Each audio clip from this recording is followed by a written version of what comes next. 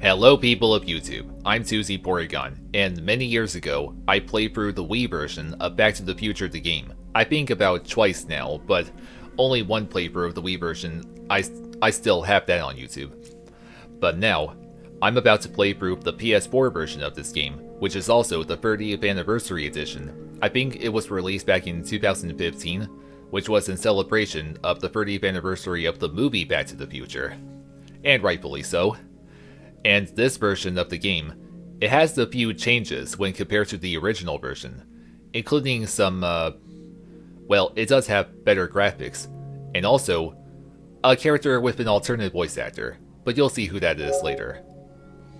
Or soon, rather. Yep, this is indeed a Telltale game. I do enjoy many of the Telltale games, like the Batman Telltale series, and, well, I used to have The Walking Dead and The Wolf Among Us, but I no longer have those games. And don't ask why, it's a long story. All 5 episodes are in the 30th Anniversary Edition, and it also has a behind-the-scenes video, you know, talking about the creation of the game, and I think an interview with Bob Gale. I think he's one of the creators of the movie, and he may have been involved in the game as well. See that? There's all 5 episodes, and the behind-the-scenes video, but I don't think I should show that off, in case it's pretty copyrighted. So, episode 1 begins now. Oh boy, the music is a bit loud right here. Let me take a minute to make sure the audio settings are the way I had it when I did a microphone test for this game. Yeah, I do believe I kept it like this. And even though the music sounded loud right there, its level is at a low state. And that's pretty weird. But let's do this. And no, I don't need to see any notifications. I played and watched this game so many times throughout the years. Oh, hold on a sec. I forgot to make sure the subtitles are off. And they are, okay. Alright, I'm ready. Good evening.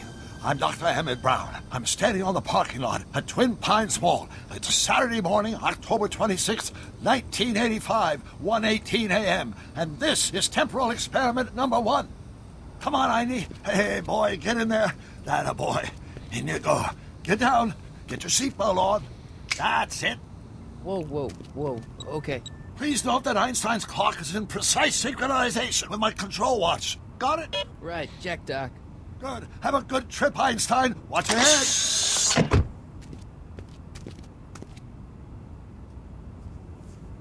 You got that thing hooked up to the car? Watch this. Yeah, okay. Got it.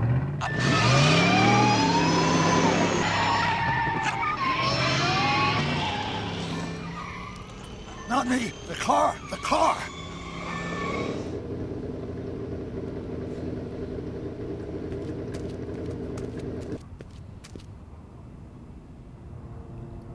If my calculations are correct, when this baby hits 88 miles per hour, you're gonna see some serious shit.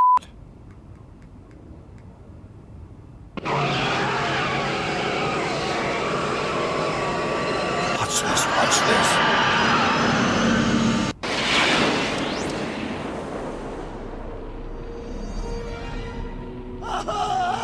What did I tell you? 88 miles per hour! The temporal displacement occurred at exactly 1:20 a.m. and 0 seconds! Doc, what the heck was that? Calm down, Marty. I didn't disintegrate anything. The molecular structure of both Einstein and the car are completely intact. Where the hell are they? The appropriate question is, when the hell are they? You see, Einstein has just become the world's first time traveler. I sent him into the future. 1 minute into the future, to be exact. And at precisely 1:21 a.m. and 0 seconds, we shall catch up with him and the time machine. Wait a minute. You You put your dog in a time machine made out of a DeLorean? The way I see it, if you're gonna build a time machine into a car, why not do it with some style? Besides, the stainless steel construction made the flux dispersal. Look out!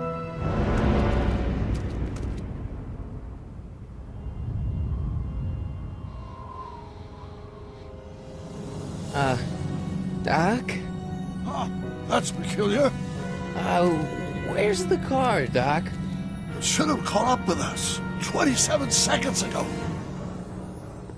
Doc, what happened to Einstein? No need for concern. It's probably just a minor miscalibration of the time circuits. Marty, could you get my notebook? It should be in the toolbox. Okay, so you just thought that the entire opening scene was made to be a recreation of the scene from the movie where Doc tests the DeLorean for the first time. But unlike in the movie, something went wrong and the time machine never showed up again, like it was supposed to. No time to talk now, Marty. Go to the toolbox and get that notebook. This is one part of the game where you can move Marty around and interact with a bunch of stuff, and I already talked to Doc, but let's see what's in this container.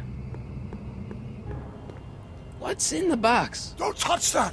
It's plutonium! Plutonium? How do you think I generated 1.21 gigawatts of power? Right, of course. But of course I heard a bolt of lightning also generates 1.21 gigawatts. But anyway. Okay, it says there, it says L1 and R1 can cycle through selectable stuff. But you can also use the right analog sticks to select different things as well. Notebook. Got it. Flux capacitor? That's it! What the heck's a flux capacitor? My latest invention. The thing that makes time travel possible. In this notebook, I detail the nearly 3 decades of scientific breakthroughs necessary to build a working time machine. If it ever fell into the wrong hands, the consequences could be catastrophic. Let's see. Is mass equals high? Consequences could be catastrophic? Whoa. Deja vu.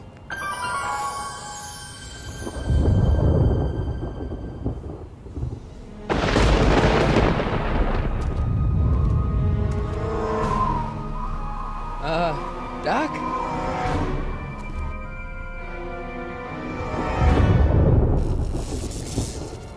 Great Scott! Doc, what is it? I've made a horrible mistake.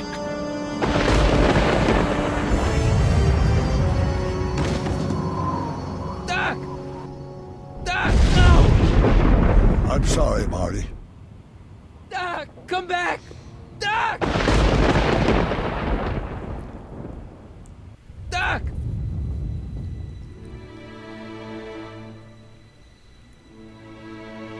Marty, is everything okay? Yeah, Mom. It was just a nightmare. I was in the past, and Doc was there. Well, you're safe and sound now, back in good old 1986. But you'd better get up. Your father's waiting for you. Huh? Weren't you going to meet him over at Doc's? Holy crap! I'm late.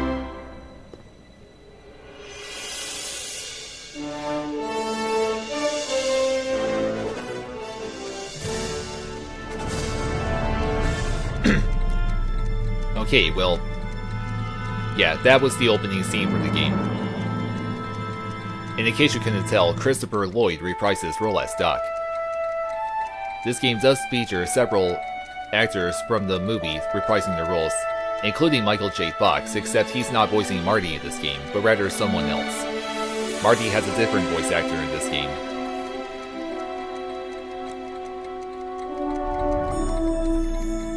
And soon enough, you're gonna see who has a different voice actor in this version when compared to the original version of the game.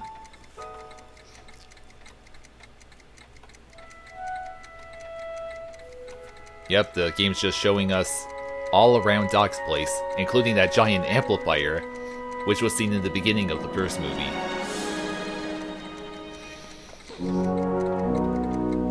See that? Bob Gale. a co-creator of the movie. He was indeed involved in this game. Dad, are we too late to stop the sale? Better late than never. You wouldn't believe how much rare stuff there is back here. That's Doc's stuff. The city has no right to. Now, son, I know you're upset, but your friend's been gone for months, and the city really seems hell-bent on using his land for that new parking garage. And, hey, is that a first edition Jules Verne? It's just not fair. But at least things can't get any worse. Hey, Marty. Hi, Biff. Come to see if the old crackpot had any buried treasure? Nah, I guess I'm just remembering. So, you just heard that Biff has his same actor from the movie. That was Thomas F. Wilson, who, by the way, didn't voice Biff when the game was first made. He had a different voice actor in the original version. But when the 30th anniversary edition got made, they actually replaced, well, almost all of Biff's lines with Thomas Wilson voicing him, which is amazing. I miss Einstein. Yeah, and apparently he's gone along with Doc. Apparently, Doc has been gone for several months, and now there's an estate sale going on with the bank selling off all his things. As George mentioned, the city wants to use his land to build a parking garage. And why wouldn't Marty disapprove of it? Does nature contrive it so that even with a time machine, you can intervene to prevent your own conception, for example? For now, I'm just gonna roam around and interact with as much as I want. Yeah, let's do hope that Doc didn't leave anything dangerous behind. Hope that wasn't poison gas or anything. Yep, so do I. And I do remember that mind-reading helmet when he used it on Marty when he first traveled back to 1955. Feels like that was a lifetime ago. Actually, I guess it was. I would say so. Let's see what music is on the jukebox. Hey, let me try, Marty. Now, Biff, let Marty have his turn. You got it, Mr. McFly. Yeah, do what your former victim says. Let's talk to Biff real quick. Hey, Biff. Oh, hi, Marty. Yeah, what are you doing here? What are you doing here? Well, I was as bummed as anybody to hear that the old nutcase had kicked it. It's not. But I'm not above picking through the remains. You know what they say. Don't look a gift horse in the butt. I'll look at Doc's model of Hill Valley in a minute. Doc's not dead, you know. He's still around. Oh, really? Do you see him around here? My god.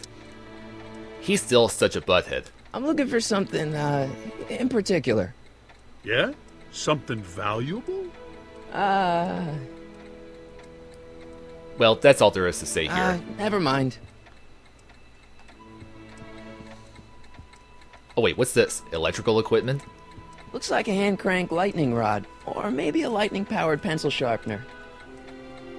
Nah, that looks like no pencil sharpener I ever seen. What about the amp right here?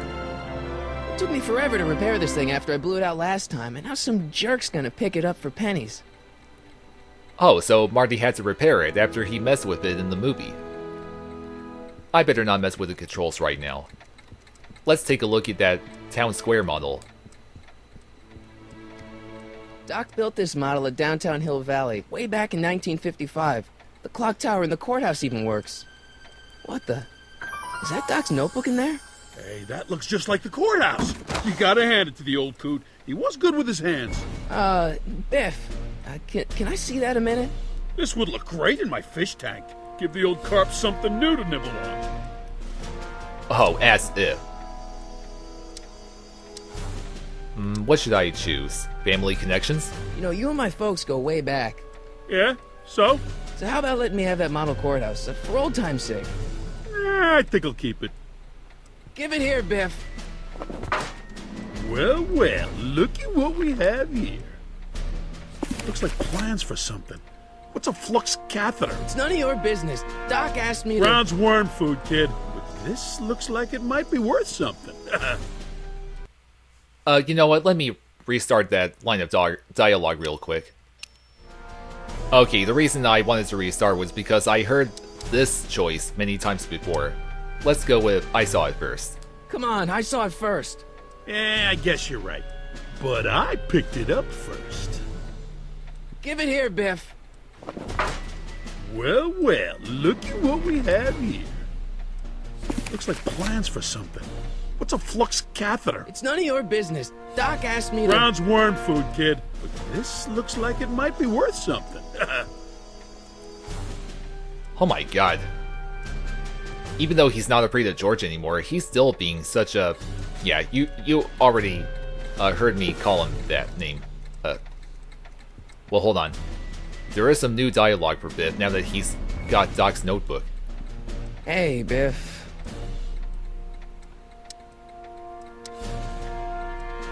That notebook wouldn't mean anything to you. You wouldn't even understand what's in it. You calling me ignorant? Yeah, that's exactly what you are. I'll pay you for it. How much? Not enough. Yeah, of course. Just give Marty the notebook, alright? It's just a notebook with Doc's scribblings. What did Doc ever accomplish? Nothing. Then it's worthless, right? If it was really worthless, you wouldn't want it so bad. Yeah, good point. I just can't let you keep that notebook. It's dangerous. What, is it set to explode or something? Well, in a way. I'll take my chances. Fine, go ahead. Your funeral. I only want that notebook because, well, I'm sentimental. It's like a piece of Doc. Doc's dead. Time to get over it and move on. Ugh. Screw this guy. Never mind. Hopefully George can help me get it back. Oh wait, what's Marty's guitar doing here? Hey, Dad, why's my guitar got a price tag on it? Sorry, son. Must have been an overzealous clerk. Just pick it up. I'll iron things out with the bank. Okay, well... More clocks? Oh, I haven't interacted with that yet. Wonder why Doc didn't take any of these with him. Why would he need to take all those clocks with him? I mean, what would be so important about that? A fish tank? I never knew Doc raised fish. Doc's fish had weird taste in decor. Kind of like Doc. Assuming he even, or ever even had fish in that aquarium. Also, I still haven't showed that you can hold down R2 or L2 to show you everything there is to interact with on screen. Like you can see all these circles.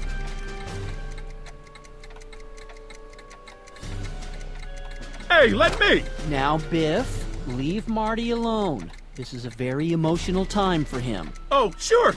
Sorry, Marty. Yeah, you better buzz off.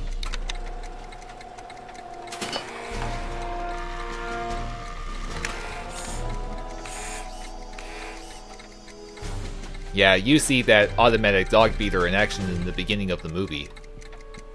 I can't leave until I get Doc's notebook back from Biff. Yeah, I know. I just wanted to see what Marty says. Let's go ahead and talk to George. Hey, Dad. Who is running this sale? Who's running this sale anyway? Oh, that'd be me, son. You? Why? Well, once it became apparent that the bank was going through with the sale, I volunteered to oversee it in order to make sure that Doc's stuff would be treated with a modicum of respect. Isn't that right, Biff? You got it, Mr. McFly. Yeah, I hope you do a good job at that. I'm telling you, this sale is a joke. Doc's only been gone for a few months, and I happen to know... Yes, you've told us he's not dead. He's on a trip. Let's say you're right. Have you considered that this trip may not have been entirely voluntary? I hate to say it, but Doc's run up some pretty sizable debts around town. Maybe he's just hiding from his creditors. No way. Why would he ever hide from his problems? You got Doc wrong. Sure, maybe he's not so good with money. That's just because his mind's always on bigger things. But he's still a straight-up guy. He'd never run away from his problems. Well, you know him better than I do, son. But the bank is within its rights to sell off his stuff. Maybe you should try to find some things to remember him by before Biff grabs them all. I'm afraid it's too late for that. He's already got Doc's notebook. Do you think dreams can predict the future? Well, you know I don't go in for that mystical stuff, but I do think they can reflect how you're feeling about the future. Yeah, I suppose so. That notebook is Doc's legacy. I've got an obligation to protect it. Now, hold on a minute. Didn't you just get done telling me Doc's still around? Off traveling somewhere? Yeah? Then how is it your obligation to protect his legacy? You can't have it both ways, Marty. If Doc's alive, he can protect his own legacy. Well, yeah, that's true. And surely, he's gotta still be alive. About Biff. Dad, I know you're trying to help. He talks a big game, son, but he's not so tough. I've been dealing with him a long time. Believe me, I can handle him. So can I. I guess you can. Okay, son, I'll stay out of your way. But you know where to find me. I think Crispin Glover played George in the movies, but sadly he didn't reprise his role in this game, not even in the original. I'll keep looking around. Thanks, Dad. Okay, so by telling George that Marty can fight his own place, he'll no longer protect him from Biff, which is something you need to do anyway. So, oh yeah, by hitting the square button you can go through Marty's inventory. For now, he only has his guitar and a photograph of George, which, by the way, looks completely different than the original.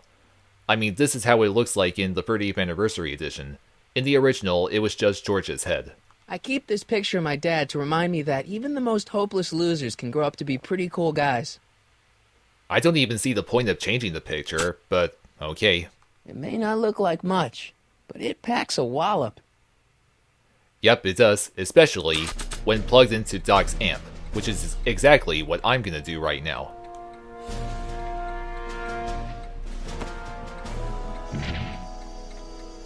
Here's an oldie, but a goodie. 1, 2, 3. Hey, look! It's Chuck Butthead. Let me show you how it's done.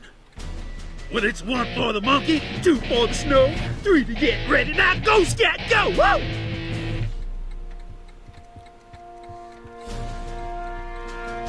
Well, who would have thought that Biff can play guitar too? But, anyway, to get Doc's notebook, you first need to interact with the amp controls. Let's make some noise. Indeed, let's. That way Biff can really rock the house. But not in the way he expects. And now, something your kids are really gonna like. Thanks for warming them up for me, Butthead.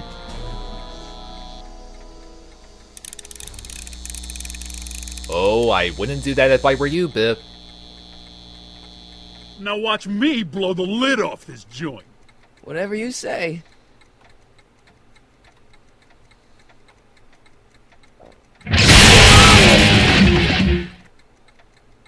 Rock on, Biff.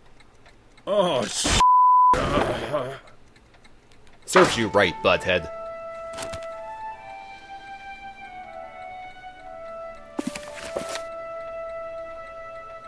Doc, where are you?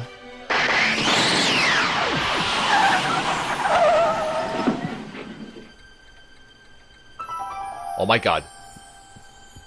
What was that?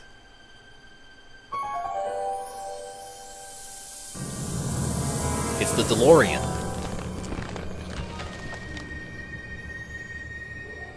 Oh, please let Doc be in the car. Doc?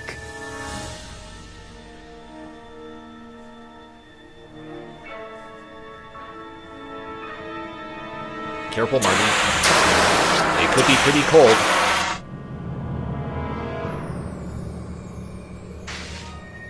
Yep, that was cold. Darn cold. Einstein!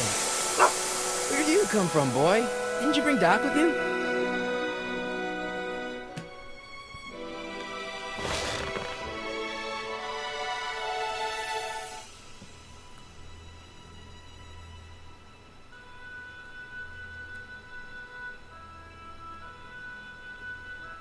I don't believe it. Only Einstein was in the car. Also, didn't the DeLorean get destroyed by a train? Like, at the end of the third movie? And whose shoe is this? Okay, Doc, I know I haven't seen you in a few months, but I'm pretty sure this isn't your shoe. And there's no way Einstein was really driving the DeLorean. He's a freaking dog. Looks like the time circuits still work. Now I only need to know when to look for Doc. Yeah, you're right. I can use those to enter a date into the time circuits. And I know I'm supposed to pick up this tape recorder, but even if you try to exit without doing so, Marty will still interact with it. Hey, what's that? See? Told you. Marty? Ah! Marty, if you're hearing this recording, then the DeLorean's automatic retrieval feature is a resounding success. Automatic retrieval? In case of my failure to return to the DeLorean within an allotted time, I programmed the time machine to jump to these four-dimensional coordinates without me. As you are well aware, time travel is an inherently risky activity, and despite my elaborate precautions, there's always a possibility that I could land in trouble sometime. And that sometime is now, or then, or maybe later. He's in trouble. Marty, you come to my rescue in the past, or was it the future? Anyway, I'm relying on you to do it again. Please take the DeLorean back, or forward, to whatever it is. I'm stuck in time. When you get there, I'm sure you'll figure out what to do. That's it? Aren't you gonna tell me when that is? Just go to the date specified on the time circuit readout under the heading marked Last Time Departed. Good luck. Right. Last time departed. Oh, jeez. Come on. Crap! Oh, great. How am I supposed to find him now? Well, that's no good. The Last Time Departed display is on the fritz. So there's no use in time traveling if Marty doesn't even know where Doc is, or rather, when he is. Oh yes, I still haven't showed that by hitting R3, pushing down on the right analog stick, well, it just, I don't know what to call this description. Like the current situation that Marty's in. L3, it's just gonna remind you of your objective, and by hitting triangle, you go to the hint system. Like in case you get stuck and you can't figure out what to do, you can just scroll through the hints. But I'm not going to scroll through any hints because I know exactly what I need to do throughout the game. Oh, and hey, by examining the tape, or the tape recorder, Marty? You hear this every time. Marty? Marty freaks out every time he hears that. Marty? Okay, well, what about this shoe? This is definitely not Doc's. This time-traveling shoe is my only clue to finding Doc. Einstein must have took this from whatever time period he was at. So, you're supposed to select the shoe, and then select Einstein. What do you know about this shoe, Einie? Great Scott! I think he's onto something! Yep, I do believe so. Dogs have a pretty keen sense of smell, after all.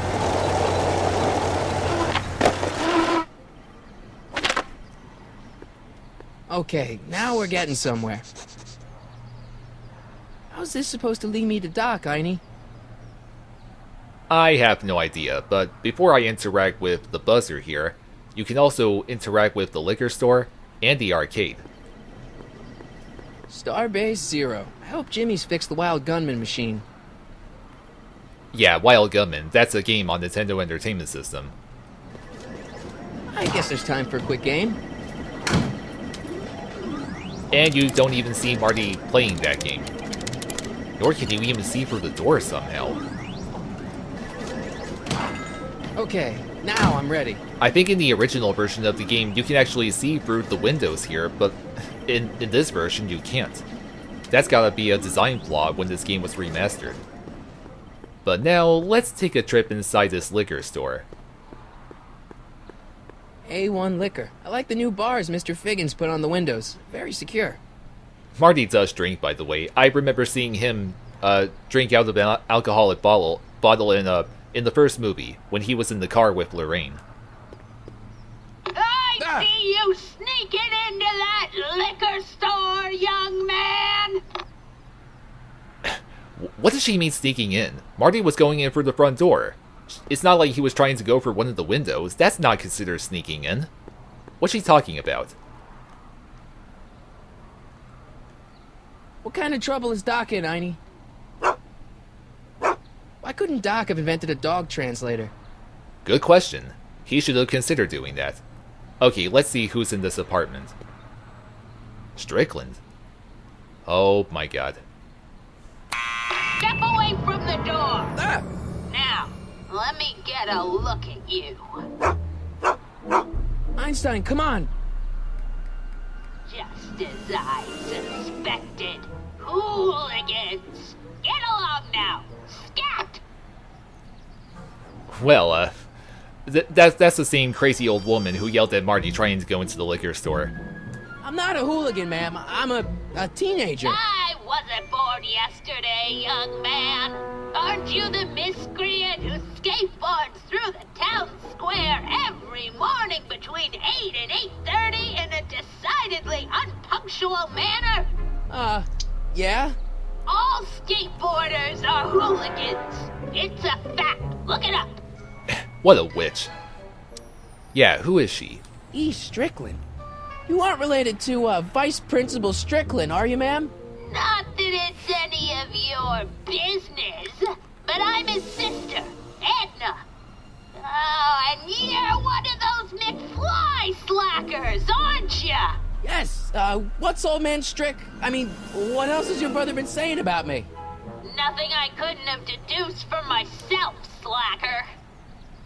Yep, she's a real witch, now that we know that she's related to Vice Principal Strickland. State your business, child. You're making me miss Merv. Well, see, that's the thing. I'm not sure why I'm here. Einstein here brought me, and... Well? Okay, well, you need to select this. Can you let me in? I've got something to show you. What is it? Let me see. Now, you're supposed to show her the shoe, but let me show you what happens when you show her something else, like the tape recorder. Okay, select her. I've already got a dictaphone. Go peddle your wares elsewhere.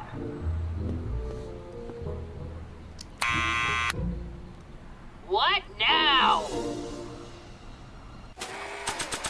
And she also has a dialogue when you show her Doc's notebook. Just for the heck of it, I'm gonna do that, and then show her the shoe. What's that? It's, private. Well, so am I!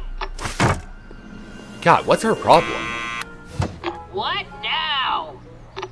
Okay, now let's, actually continue on. I wonder if this is her shoe. A shoe? Wow, now what would I want with a... Huh? Stay there!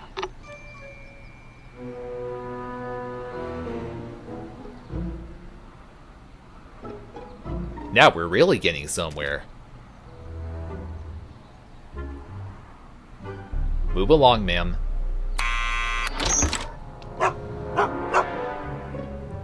Leave that creature outside!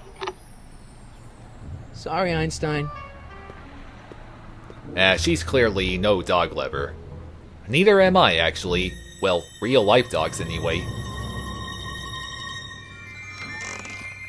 Well, took you long enough. There's a lot of stairs. To return the shoe, I mean. I lost it ages ago. You can put it down next to the other one. Much better. So neat and orderly. I suppose you'll be wanting some sort of reward now. No, All I've got is tea and candy. But... I'm sorry I called you a hooligan. I try not to jump to conclusions, but after all, 9 out of 10 people in this city are hooligans. It's a fact. Look it up.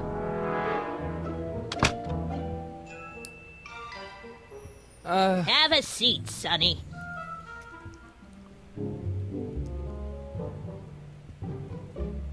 Hey! You kids!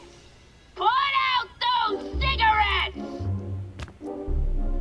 God, she's crazy, just yelling at people out her window like that. Also, did she not realize how new and clean the shoe I brought back looks when compared to her older shoe? Well, anyway, there's a lot of stuff in this woman's apartment that I want to mess around with. Einstein brought me that shoe from the past. But when in the past? What's the deal with these cat trophies up here? What are these? My editorial trophies. Cat Lovers Quarterly. It's legitimate journalism. She's clearly a lover of cats. Like many other elderly women that I've seen. Oh, I wouldn't do that if I were you. Ms. Pretty Whiskers is very particular about who handles her food. Okay then.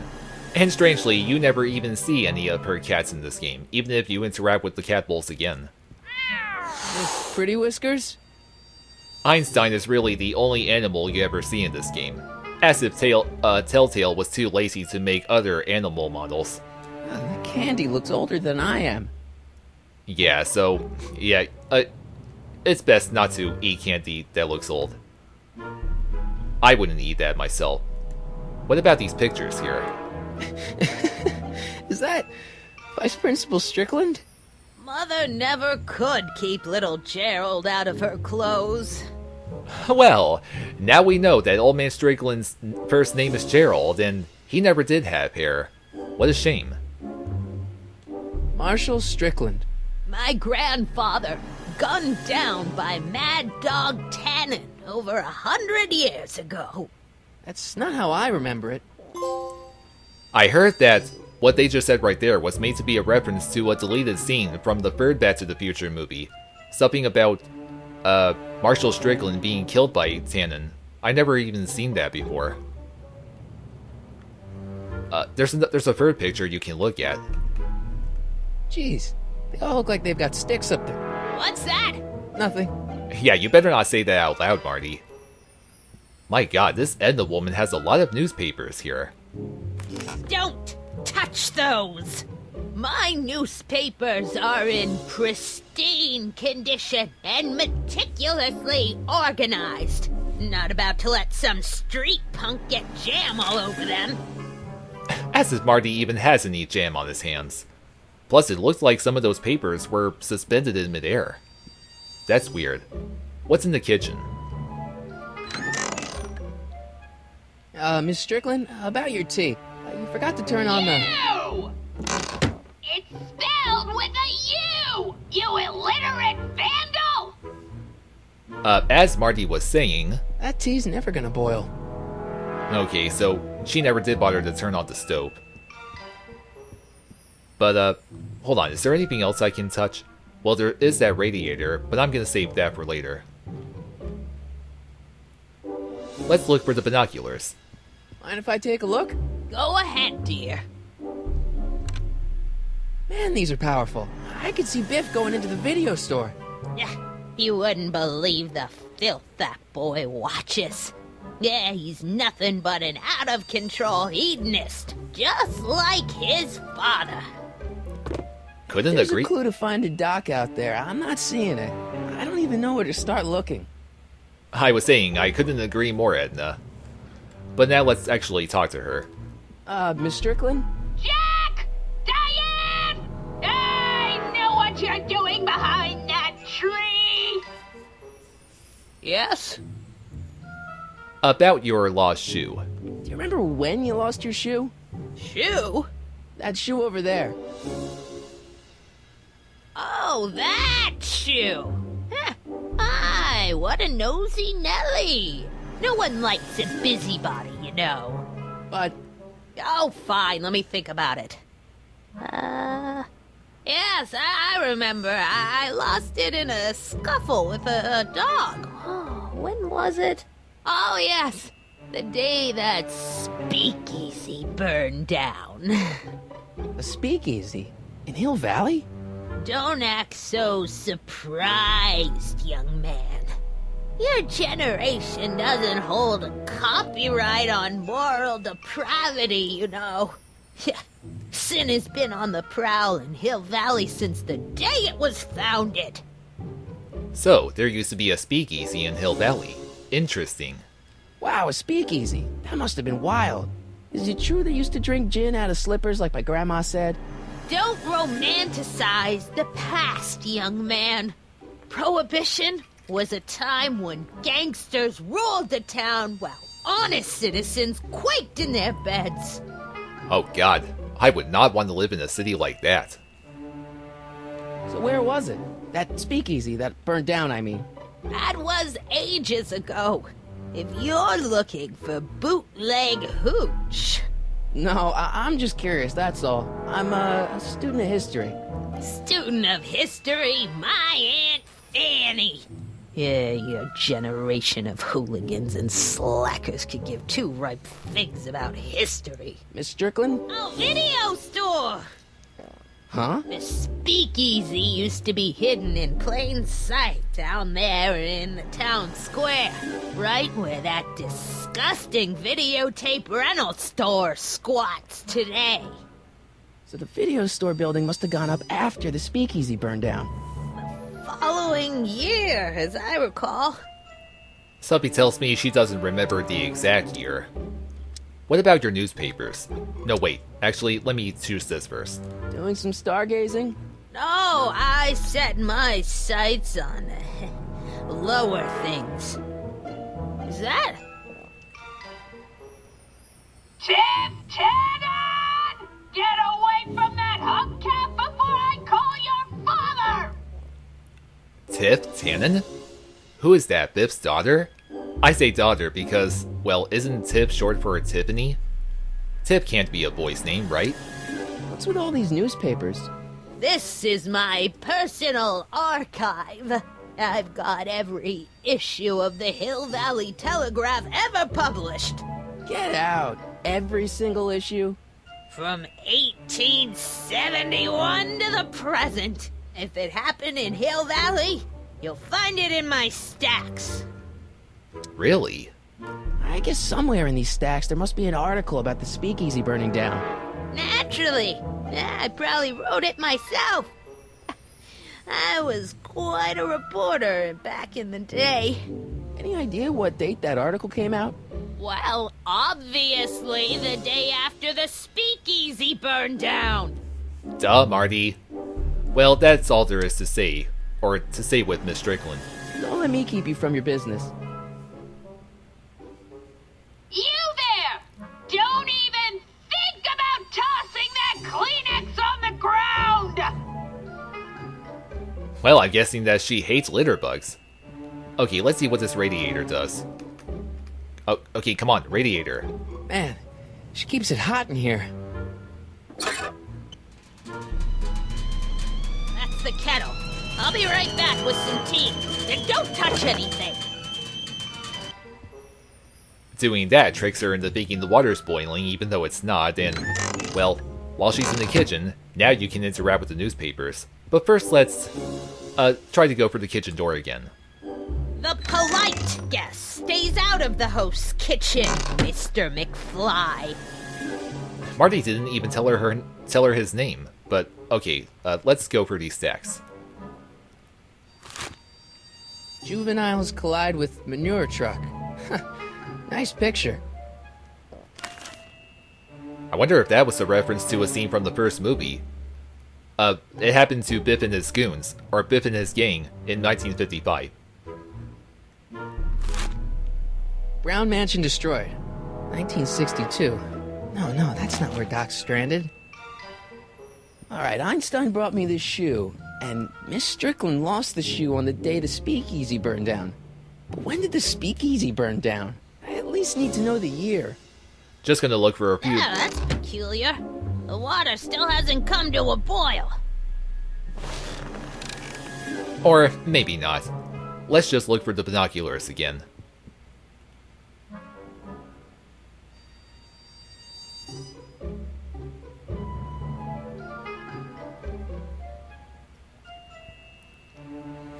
Rebuilt in February 1932.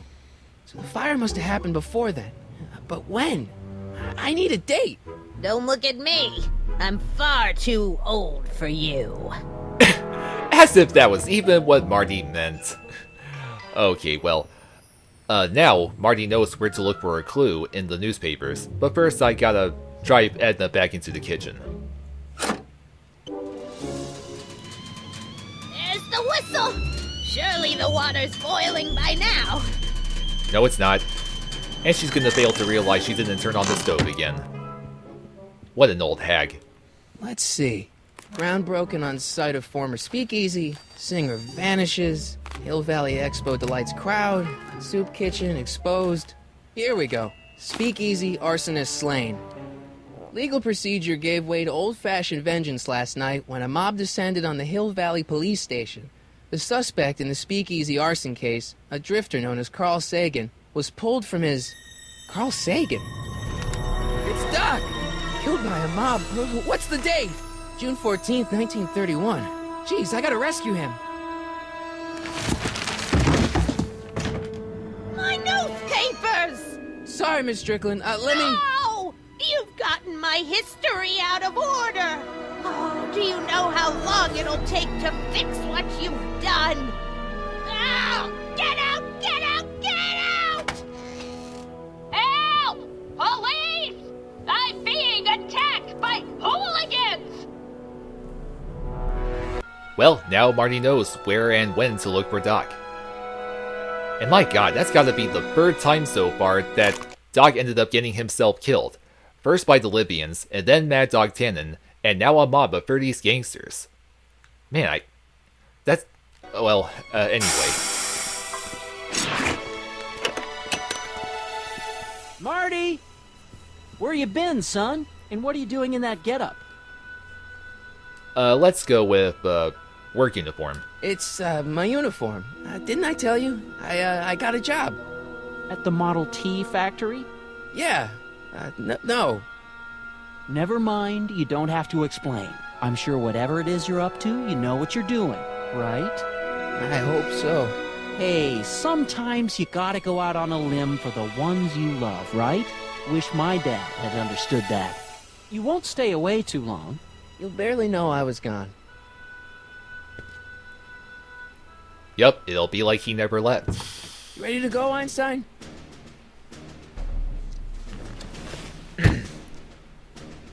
Yeah, we're ready to go back in time. Time circuits? On. Flux capacitor. Fluxy. 1931, here we go. Okay, if Doc's gonna get killed on June 14th, 1931, I'll just show up the day before and get him out. I hope you know what you're doing, Doc. Yeah, and let's hope you know what you're doing too, Marty.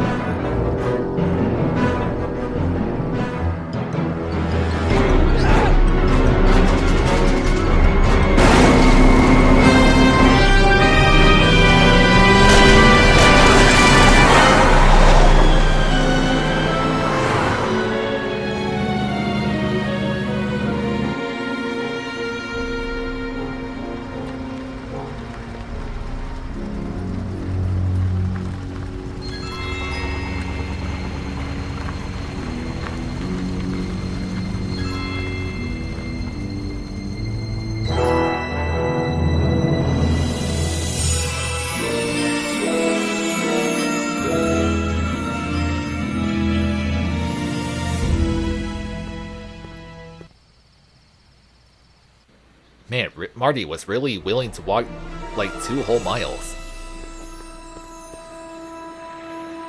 Einstein, where'd you go now, boy? He'll be fine, Marty. But this here is Hill Valley in 1931.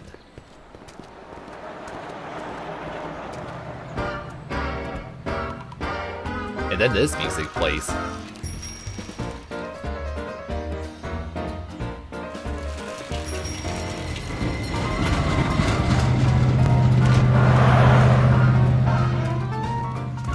Yup, those are some old-fashioned vehicles you're seeing. And some old-fashioned buildings, of course. Oh! Watch out for traffic, Marty. My god.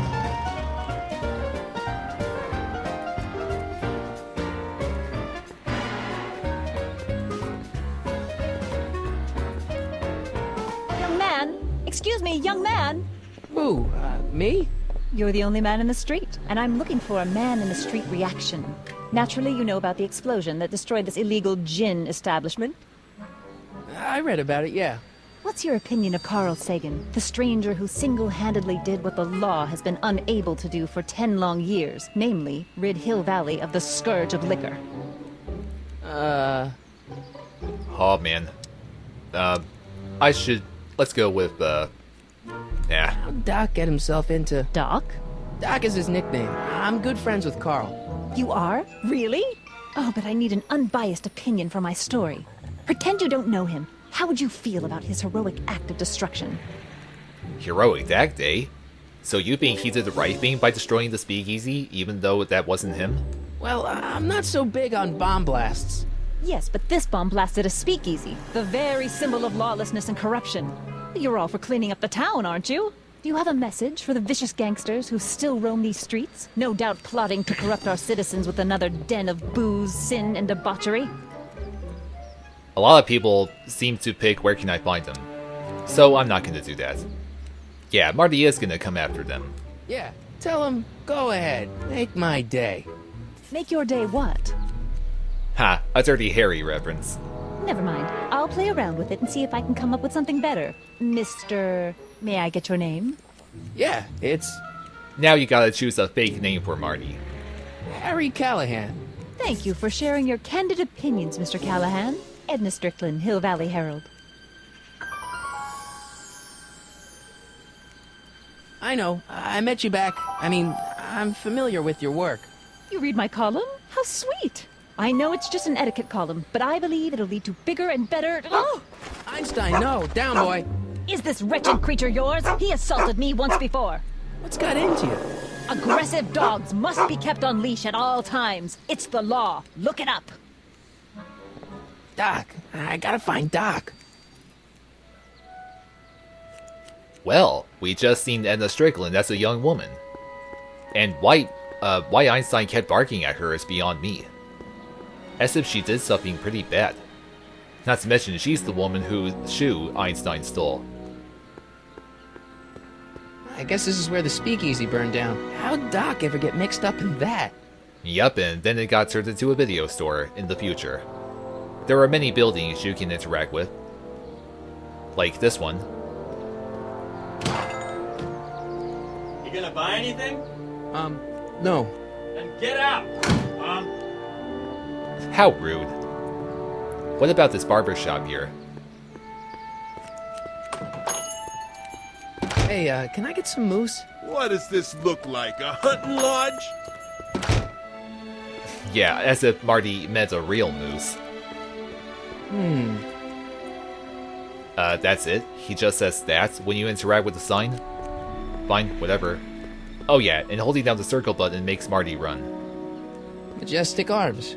Transients welcome. So this is like a hotel. I'm not so sure I want to stay in a place that welcomes transients. Fine. Oh, what's this? Shark? Like a precursor to Jaws? Wow, looks like they used a real shark. Wouldn't be surprised if they actually managed to do that. I wonder if, No, I don't think I can get a view of the movie theater that we saw. What about the courthouse here? According to the newspaper, Doc's not in the courthouse. He's in jail. Yeah, I know. We'll be getting to the jail soon enough. Just want to see what other buildings I can enter.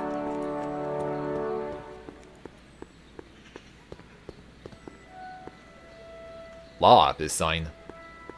Gale, Zemeckis, and Fine. Attorneys at law. No solicitors. Gale and Zemeckis. I do believe that was like a reference to... Hold on. What does this trophy say? Name checks the Back to the Future creators. Whoa, what happened here? More than half of the screen went black for some reason. But those names were references to, I think, both the creators of Back to the Future, the movie. Hello? No solicitors! Really? You're gonna be like that? Bank of Italy? Yup, it does look like Italy. Even though this is America. That's weird. How can I help you, sir? Without any money, I don't really have any business in there. Then why you can even enter the building in the first place is beyond me. Maybe now would be a good time to go to the jail. Hopefully Doc's doing just fine. Sisters of Mercy Soup Kitchen. Come for the soup, stay for the salvation. I'll be entering the soup kitchen soon. Hill Valley Police Station. Cripes, this place looks old, even for 1931. I wouldn't say it looks that old. Who are you and what do you want? Can I talk to, Carl Sagan? Are you his lawyer?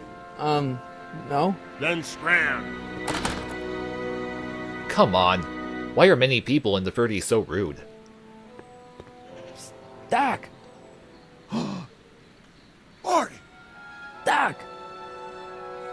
What are you doing here? You sent for me, Doc. I did? When? May 14th, 1986. 1980? The automatic retrieval system, of course. I'd almost forgotten about that. So what's our plan for getting you out of here? Plan? We don't need a plan. We don't. Not in the slightest. The police picked me up for that speakeasy fire a couple of weeks ago, but the DA hasn't got a case. They're releasing me tomorrow morning. So basically, I traveled 50 years into the past to deliver your car? Sorry about that, but it's so wonderful to see you. We have a lot of catching up to do. Yeah, you might want to hold off on that, Doc. Great Scott! I'm going to be gunned down by gangsters on the steps of the courthouse. Why would they do that? Guess they didn't approve of my burning down their speakeasy. Very funny, Doc. Maybe now we should come up with a plan. A plan? Right. But what? Yeah, that's a good question.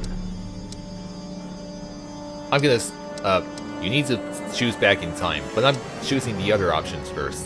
Why don't we try to tough it out? Now that we know what's coming, maybe we sneak it past the gangsters with a bulletproof vest or something. That might work with 1 or 2 bullets, but from the looks of this article, it appears that I'm going to be mowed down in a hail of Tommy gun fire that rendered the innocent stranger little more than a puffy mass of bones and gristle. Who writes like that? According to the byline, one Edna Strickland. I should have guessed. Well, old Edna did say that she was quite a reporter. Hey, maybe I could talk to the gangsters. Tell them they're about to shoot the wrong guy. I don't think the criminals of this era are going to be very receptive to a complete stranger telling them that their secret assassination plan is misguided, do you? Nope, I don't. Good point, Doc. Why don't we tell the authorities? Tell them what? That my friend from the future has proof that I'll be murdered tomorrow? They'd ship us both off to the loony bin. And trust me, you don't want to see the inside of a 1931 insane asylum. You're right, I don't. Why don't I take the DeLorean, go back in time before you were arrested, and stop you from getting caught in the first place? Don't even think about it. Without my unjust incarceration, the events that sent you into the past might never happen, resulting in a paradox of continuum shattering proportions. Jeez, we've been back together for 5 minutes, Doc, and you're already talking about the end of the universe. I've missed that. Don't be ridiculous, Marty. I was only referring to the end of the universe as we know it. Well, looks like breaking him out is the only option now. Well, I suppose I could just get some dynamite and break you out of jail. No, that's far too dangerous. Not just to me, but to random innocent people in the past. The repercussions could be... That's it! What's it? My rocket-powered drill. You have a rocket-powered drill? Not yet, I haven't built it yet. You've lost me, Doc. Listen, a few months ago, my 17-year-old self sent in a patent application for a rocket-powered drill. I abandoned the project after I never heard back from the patent office, but the prototype should be nearly complete. Great, I'll just run back to your lab and... No, I said nearly complete. You'll need me to help you finish it. How the hell am I supposed to sneak a half-finished rocket-powered drill into your cell? Not me. 1931 me. Wait a minute, Doc. You want me to convince your 1931 self to build a rocket-powered drill to break you out of jail? Precisely. Well, I see no problem with that. I mean, Marty interacted with a younger Doc back in 1955 after all. How am I supposed to convince your younger self to finish the rocket drill? Just tell him I need to break his older self out of jail? Absolutely not. Whatever you do, you can't tell my younger self anything about time travel. I won't come up with the inspiration for the flux capacitor for another 24 years. Then what am I supposed to... Just be your charming self. From what I remember, I'm a pretty easygoing kid, so enlisting me in a scientific adventure should be a piece of cake. Let's hope so. Won't talking to yourself cause, irreparable damage to the space-time continuum or something? It should be fine. I've already invented the idea of the rocket drill. You've just got to goad my younger self into finishing the prototype. Okay, as long as you're sure. Okay, let's say I go along with this crazy idea. Where can I find you? I mean, the other you. How should I know? It was over 50 years ago. Why don't you go over to the soup kitchen next door and give my house a call? They'll know where to find me. Soup kitchen. Got it. Just stay away from the soup. It'll cause irreparable damage to your digestive system.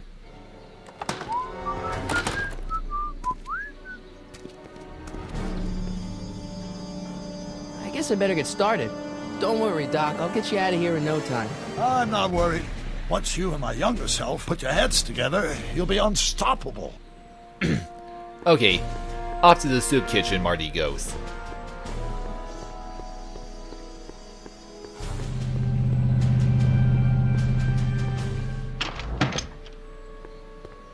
I hope they make good soup.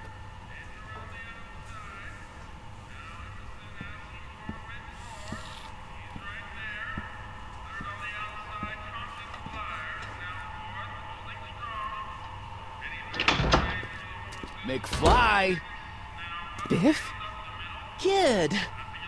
Grandpa? That's Mr. Tannen to you, Artie. What are you doing out here? Well, I was getting kind of hungry, so I figured I'd come down here for some free soup. Just thought I'd come down for some soup. Think, McFly. The DA's throwing around subpoenas like Babe Ruth. I don't think Ruth's a pitcher anymore. Shut it. If one of those subpoenas landed in the hands of my number cruncher, I'd be in a whole lot of trouble. I could even get sent up the river. You wouldn't want that, would you? Would you? No, of course not, kid. All right, that's better. What are you looking at, punk?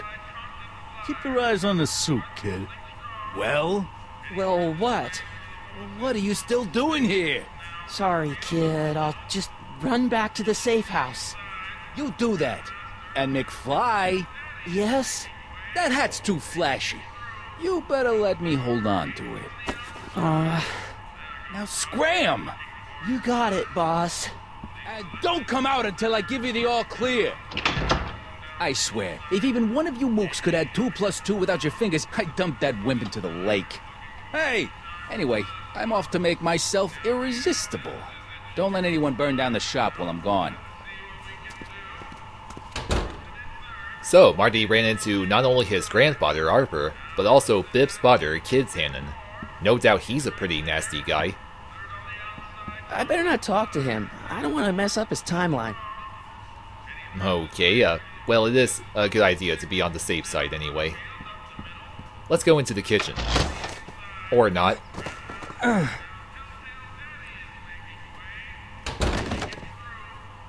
There's no way I'm going to keep that door open without some help.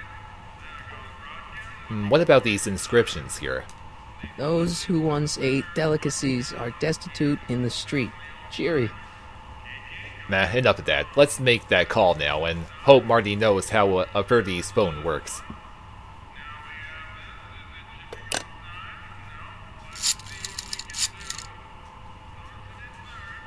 Brown resident? Hi. Do you know where I could find Emmett Brown? Young Master Brown is currently tending to his clerking duties at the courthouse. May I say he's calling? The courthouse? Doc never told me you worked at the courthouse. Okay, that's interesting to know. But hold on. Let's interact with the guy making soup. Okay. Hey, never mind. Yeah, let's leave him alone. He's busy right now. What are those tables for? We keep a few extra tables around for our end-of-the-month hobo soirees. Okay. Nice rack. Yeah, we got all kinds of culinary enhancements back there. What about these pipes? Looks like these pipes go into the basement. I wonder if there'll be something important later on. But before I go to the courthouse, I'm going back to talk to Doc. To go through several lines of dialogue that he has. Psst, Doc! Marty, have you found my younger self yet? Not yet, but first I want to have a nice chat. So, according to the British guy on the phone, you're working at the courthouse. Of course. In the summer of 31, my father made me work as a junior clerk. That doesn't sound like any fun. I hated every minute of it. My father was, strict. In any event, you should head over to the courthouse right away and introduce yourself to me. I will, just not yet. What does a law clerk do anyway? Horrible paper shuffling task, but that's not important. Get yourself to the courthouse and find me. Okay, on second thought, maybe the chat can wait. Hang in there, Doc. Not the best choice of words, Marty. I'll chat with Doc later. Finding the younger Doc is my main priority.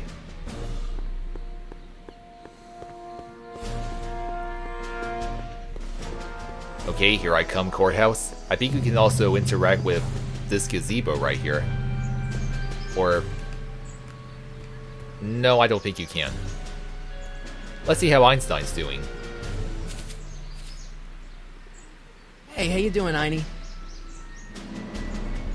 Let's just hope he doesn't get lost around here. Now, what am I saying? Here I come, 17-year-old Doc.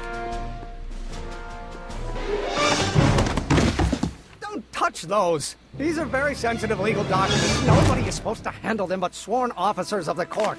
Judge Brown says so. Judge Brown? Doc. Nice to meet you. I'm, Harry Callahan. Emmett Brown, but I am a law clerk, not a doctor. Now please get out of my way. I have important business to transact. Naturally, actually, I have some questions for you. Listen, Emmett, you don't know me, but I'm your friend. I'm not big on friends. They get in the way of work. Well, still. What's this important business you're up to? It's a legal matter. Very complicated, very abstruse. I need to obtain 5 sets of initials on every copy of this writ of indemnification before before Judge Brown can even think of granting a waiver to the party in the first part. You have no idea what it's about, do you? That's how important it is. Okay, let's continue chatting with Teenage Doc. So, Emmett, what time are you through with work? Depends. On weeknights, Pop sometimes keeps me in the office till 9. 9 at night? But today's Saturday. Right. So I probably won't get off before 10. Well, that must suck for you. How about you knock off work early and I'll buy you a beer, or soda. What do you say? Don't try to tempt me from my duty with sugary beverages. Keeping the wheels of justice turning, that's my one passion in life. Besides, if I left before 8, my pop would kill me. Oh yeah, sounds like he would. Sounds like you're a little scared of your father. Scared of my father? Pop is the most learned, just, incorruptible judge that Hill Valley has ever seen. The only people scared of Judge Brown are people with a dark secret to hide. And I don't have a dark secret to hide. Oh, don't you? Listen, I understand you're working on a new invention in your lab. Invention? You must have me mixed up with somebody else. I'm in law. I have absolutely no interest in science. Okay, well, this isn't as easy as Doc thought it would. Hey, come back here. Come on, wait up a minute. You again? Can't you see I'm busy? Well, I'm sorry, but... See, I'm sort of in the science business myself. That's why I sought you out. Not that I care in the least, because science is the furthest thing from my own area of interest, which is law, but I don't believe you. It's true. I'm a scientist. So tell me something, Mr. Scientist, from your vast storehouse of scientific knowledge. The leg bone's connected to the thigh bone? Amazing. Yeah, impressive, Marty. Come on, Doc. Emmett, drop the legal eagle act. I got something more important for you to do. Mr. Callahan, I'll have you know that the law is the very mortar that holds society together, and we in the legal profession are like brick masons building the edifice of the future. Your dad tell you that? Every morning. Yeah, so anyway. Okay, so you don't want your old man to know. That's fine. Listen, we all keep secrets, but I'm telling you, you can level with me about this science project of yours. I am not a scientist. Go ahead, ask me what E equals. What does E equal? I have absolutely no idea. See? I don't know where you got your information from about me, mister, but you're wrong, wrong, wrong. Okay, he's clearly hiding the fact that he is a scientist. And apparently this really is harder than I thought. Let's go see if Doc has any advice. And he thought enlisting young Doc in a scientific adventure would be a piece of cake, but it's not. Psst, Doc! Marty, how goes the escape plan? Not so good, I'm afraid. Well, I met your younger self. Great. And I gotta say, you're kind of uptight. What? You won't even talk to me. I find that hard to believe. Tell me what happened. Well, there's the fact that he keeps lying to me. I tried asking him about your rocket drill, but he says he's not a scientist. What? What? Father. What's he got to do with this? In 1931, I was still deathly afraid of my father discovering the truth about my scientific predilections, so I carefully kept them under wraps, practicing science at odd hours, away from his prying eyes. That sucks. It sucked a lot. Fortunately, I eventually stood up to him, but right now, my younger self probably thinks you've been sent by my father to check up on me. Okay, that explains why he's hiding it from Marty. What do I do to convince Team Doc that I'm not a spy? I'm not sure. Of course you don't.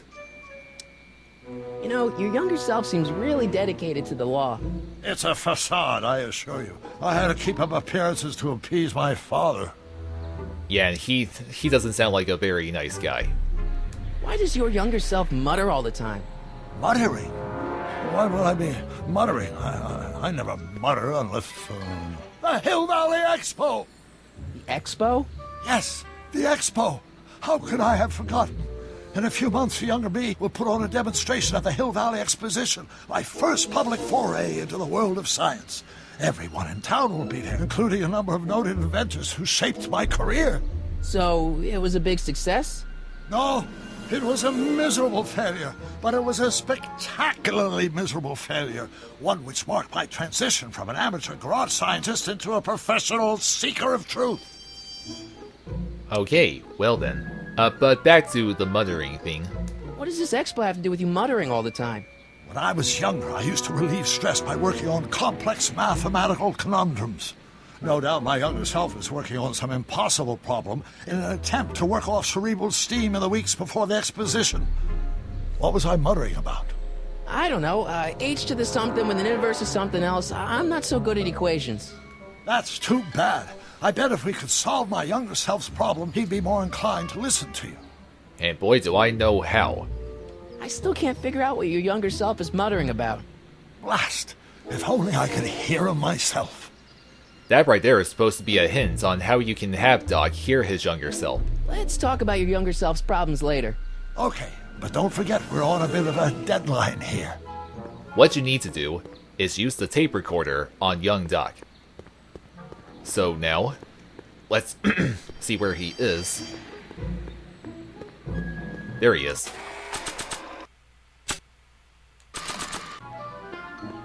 Gonna record what he's saying behind his back. Oh, no, not Einstein. Him.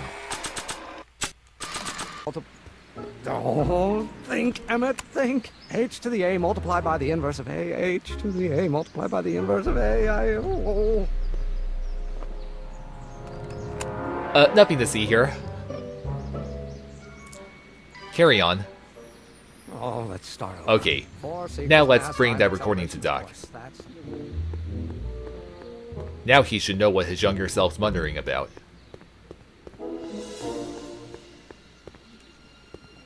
Psst, Doc! So, Doc, does this ring a bell? Oh, think, Emmett, think. H to the A multiplied by the inverse of A. H to the A multiplied by the inverse of A. Good grief! Is that me? I sound so... Young? I was gonna say intense. I forgot how wound up I used to get. Yeah, but what are you muttering about? Oh, that's easy. It's Ivanov's conundrum. Just tell my younger self that H equals a Hamiltonian operator. Won't giving him the answer mess up the time stream? Only if it turns out that reality is actually nothing more than a holographic illusion created by the interplay of subatomic particles on a vast two-dimensional membrane. So... It'll be fine. I know, Marty. I didn't understand the word he said either. Wait, what was that formula? What was H again? The Hamiltonian operator. Got it. Okay, I'll keep that in mind. Hang in there, Doc. After I talk to young Doc again, then I'll have that friendly chat with old Doc I wanted to have. And young Doc is just gonna keep going in and out of the courthouse and in and out of the... I don't think it was the bank, but maybe the building next to it, but... I'm back. Will you just give me a chance? Harassment's a federal crime, Mr. Callahan. I may have the answer to your problem. Maybe H equals the Hamiltonian operator. What did you just say? I said maybe H equals the... Hamiltonian operator? Yeah. Great Scott! If H is the Hamiltonian, then H to the A multiplied by the inverse of H can only be the same as the expectation value for A. That's it! That's the solution to Ivanov's conundrum, the problem I've been wrestling with in my head all week! I'm sure you would have figured it out by yourself in a day or two. The way you figured out how to build that rocket-powered drill. Where did you learn so much about science? Any of these choices here leads to the exact same result. Well, it's like this. You know about my rocket-powered drill? Then there can only be one explanation. What? You're from the patent office. I confess I didn't quite know what to expect when I sent the paperwork, but I never expected this. Welcome! I'm at your service. What can I do for you? These three also lead to the same result. Can I see your rocket-powered drill? Of course, of course. Naturally, it's just a scale model, but it's nearly operational. I can show it to you, say, first thing in the morning? And the same thing for these three. Nah, that's no good. I need to see a full-size model. That's fully operational. Tonight. Otherwise, we'll have to award the patent to a competing inventor, Dr. McCoy. It can't be done! I mean, it might be possible to construct a full-size working model in that time frame, but I haven't got the main ingredient for the fuel. I'll get it for you. What is it? 190 proof grain alcohol. And you know how difficult it is to get a hold of alcohol these days. Especially now that someone's blown up the speakeasy. And besides, there's no way I can get off work until I've delivered the subpoena. Part of the investigation into the business affairs of Kid Tannon. Is it vitally important you see that rocket-powered drill today? Yes. Is it vitally important you deliver that subpoena today? Yes! Listen, I'll help you deliver it, and I'll see to it you get the alcohol you need. It'll help you get that drill finished by tonight. Deal? Deal. Here's the subpoena. Arthur McFly? You got a subpoena my grandpa? It's Kid Tannen. Hey, I just saw him at the soup kitchen, yelling at Arthur McFly. I'm not surprised. Arthur does the books for his business. What kind of business? That's what the DA is trying to find out. Let's go talk to him. No! Why not? Kid Tannon can tell us where Arthur's hiding. Yeah, well, he can also have us fitted for a Chicago overcoat. Yeah, well, Marty's got quite a lot of guts, so he's bound to talk to the kid himself. Let's talk to him first. You have to deliver a lot of subpoenas? Father's always sending me out to do these dirty jobs. He wants to expose me to different kinds of people. All he's exposed me to is a lot of new curse words. If serving subpoenas is such dirty work, why don't you just say no? Look, what's the worst thing that can happen to me on this job? You could get shot. Yeah, well, believe me, that's nothing compared to what I'll get if I mouth off to my pop. Okay, well, yeah, where can we find Arthur McFly? Any idea where we could find Artie? Not a jot. If only we had a way of tracking him. I think we'll get a way to track him eventually. How about Kid Tannon? What do we know about him? He's loud, he's obnoxious, he's not very bright, and he doesn't like anybody getting in his way. That's a Tannon, all right. No doubt that's the nature for every Tannon that exists. This might be a stupid question, but couldn't you have designed your rocket-powered drill to run on fuel that, isn't illegal? Illegal? What does law have to do with science? Science has its own laws. You of all people should know that. Okay. Well, couldn't you tweak your engine design a little so it runs on something else? Like what? I don't know. Gas, maybe? Gasoline? Yesterday's news. You'll see. By 1940, automobiles will all run on pure alcohol. That seems rather unlikely. Some of us down at the patent office are wondering, what made you think of a rocket-powered drill? Ah, that'd be Journey to the Center of the Earth by Jules Verne. It was a revelation. Yeah, that's kind of what we figured. What about this? Have you read The Time Machine? H.G. Wells? Not yet, but it's on my list. Okay, that's enough of this. We'll get that subpoena delivered. My name isn't... Harry Callahan! Yeah. Yeah, he thinks that's Marty's name for now. But hey, Edna Strickland's back. Nice bike. Huffy? Huffy? I'm not huffy. I'm passionate. Passionate about justice, safety, law, and order. Never mind. She clearly took that the wrong way. Hey, Miss Strickland. Oh, hello, Mr. Callahan. Try not to draw any undue attention my way. I'm on the trail of a hot new scoop, as we in the newspaper business say. Tell me about this scoop of yours. What's the scoop? I've heard rumors that something shady is going on at the Sisters of Mercy soup kitchen. It's under new management, you know. And, we mustn't jump to any conclusions. Not till the facts are in. I hope to heaven it is just a rumor. That soup kitchen is the front line in the good fight. If it goes bad, what will happen to the Stay Sober Society? Not to mention all the charitable institutions that depend on me for soup deliveries. Yeah, about the other story. Did you finish the story you interviewed me for? About Carl Sagan? Yes, but those pig-headed editors at the paper rejected it. They said my story was slanted, and that I was glorifying a suspected arsonist. As if their stories aren't always glorifying the criminal vermin that run this town. This whole thing makes me so mad I could spit.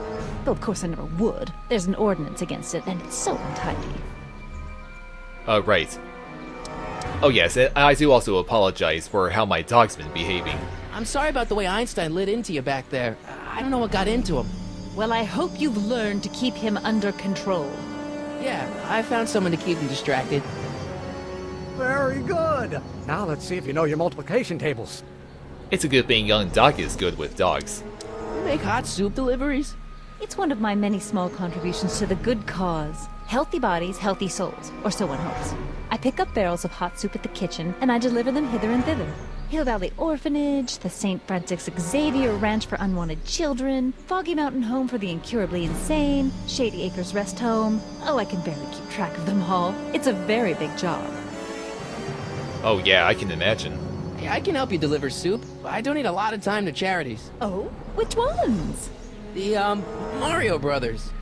Ah, yes. The Italians do so many good works. If you'll just fix it so I can pick up the barrels of soup. Now hold your horses, let's not get overeager. I drive the soup cycle in this town, and I'm not about to turn it over to an upstart. But if you're well connected with the local charitable institutions...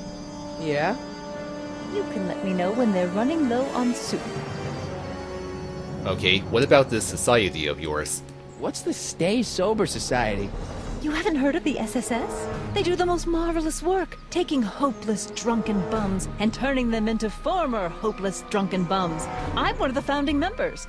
And not to say that I was ever, well, you know. Anyway, we've always met in the cellar of the Sisters of Mercy soup kitchen, but for some reason the new managers don't want us down there, so we're stuck. We've got nowhere to meet. Oh, sorry about that.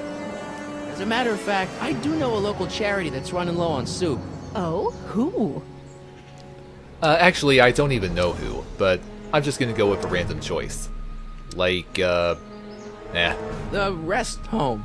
Those dear old-timers. Soup is one of the few pleasures they have left. Oh boy.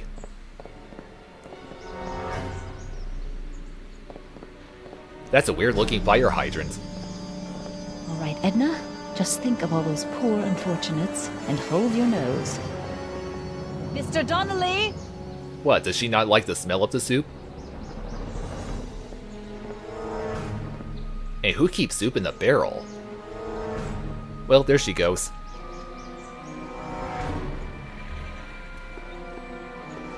But now, let's finally go have that nice friendly chat with old Doc. There's a lot of dialogue choices when you talk to him. Psst, Doc. So, Your younger self needs 190 proof booze to fuel his rocket drill. Well, that could be a problem. I know, we're both underage. Underage, nothing. It's 1931 and alcohol's been outlawed throughout the country. Are you sure you're about to graduate from high school? I'm kidding, Doc. It was a joke. A joke? If I live to be 100, and I almost have, I'll never understand the teenage compunction to make a joke out of everything. Right.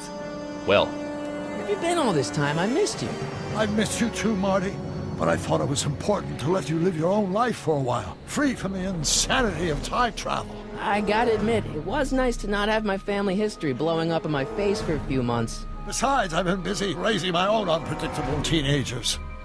Oh yeah, there's that too. How is your family? So how are Clara and the kids? They're fine, fine. Right now we're trying to decide where to send Jules and Vern to college. Clara prefers the 2020s, but I'm partial to the 1960s. We're planning on visiting you and Jennifer in 2011 soon. Me and Jennifer? In 2011? Oh, forget I said anything. Ooh, you and your big mouth, Doc. Oh yeah, and tell me about the DeLorean that I thought got destroyed. Where'd the DeLorean come from? The last time I saw it had been smashed to pieces by a train. It's a fantastic story. Do you remember when the DeLorean got struck by lightning in 1955? Yeah? Unbeknownst to either of us, the lightning produced a temporal duplicate of the time machine, one that was tossed 70 years into the future. What? I found out about it during a trip to 2025 and recovered it just in time to stop Biff Tannen from vandalizing the time stream. Heavy. So that DeLorean...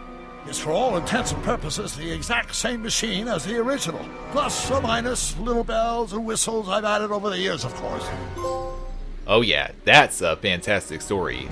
Although, kinda senseless if you ask me. Oh, I think I should choose this next. So I bumped into at the soup kitchen. My grandfather. No! Don't worry, I didn't talk to him or change his future or anything. Good. I wish I could, though. This era's Tannon is treating him like dirt. Don't worry. If history plays out as it's supposed to, he'll soon be out from under Kit Tannen's thumb and free to live out his life as a humble accountant with your grandma. What was her name again? Sylvia. Right, Sylvia. Unfortunately, though, Marty's gonna have to interact with his grandfather at some point. Also, shouldn't there be a choice that tells Doc that he needs to deliver the subpoena to Harper? That's weird. So, what were you doing in 1931 anyway? Oh, nothing terribly exciting. Indulging in a little personal nostalgia, picking up a few rare out-of-print books to surprise Clara on her birthday, solving a historical mystery or two. The usual. Usual? You lead a pretty unusual life, Doc. It's an unusual universe, Marty. Hopefully, at some point, we'll know the real reason why Doc came back to this era. I hate to tell you, Doc, but your last time departed display is on the fritz. It is? So how did you find me? I found one of Edna Strickland's shoes in the DeLorean. How did one of her shoes get in the DeLorean? Einstein took it from her. He did? How strange. Einstein almost never attacks people. Not without a good reason, anyway. And I wonder what that good reason was. Edna had to have done something bad, but I can't imagine what that would have been. How'd you wind up in jail in 1931 anyway? During my trip to the past, I decided to look into one of Hill Valley's unsolved mysteries. The fire at the speakeasy. Exactly. I thought I was safely hidden across the street. But when the fire started, there was a tremendous explosion, and I was knocked unconscious by a stray brick. When I woke up, I was here in jail, charged with arson. That's horrible. I know. Worse yet, I still don't know who started the fire. No doubt who the real speakeasy arsonist is, you know, part of a big plot twist. But we won't know about that until much later on, like near the end of the game. What's the story with this kid Tannon jerk anyway? Biff's father? By this time next year, he'll be pulling down a life sentence in San Quentin. There was even a song about it. Wait, if Biff will be born in 1938, and Kid will be in prison... As I recall, he escaped from prison in 1937 for about 3 hours. That's a busy 3 hours. No kidding.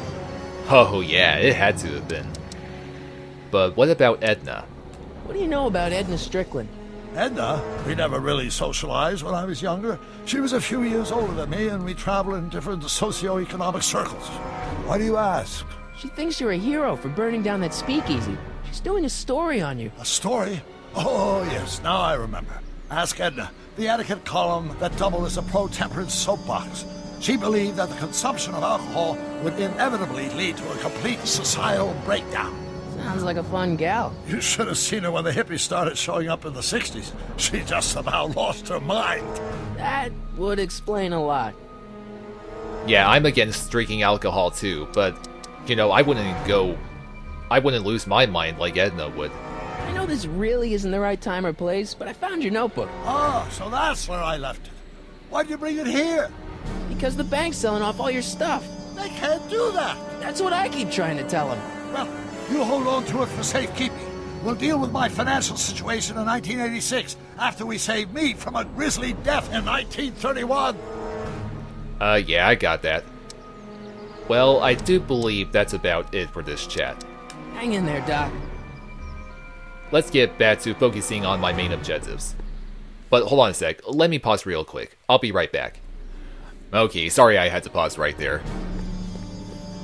Now, I think I'm ready to go talk to Kid Tannon, and hopefully find a way to track down Arthur.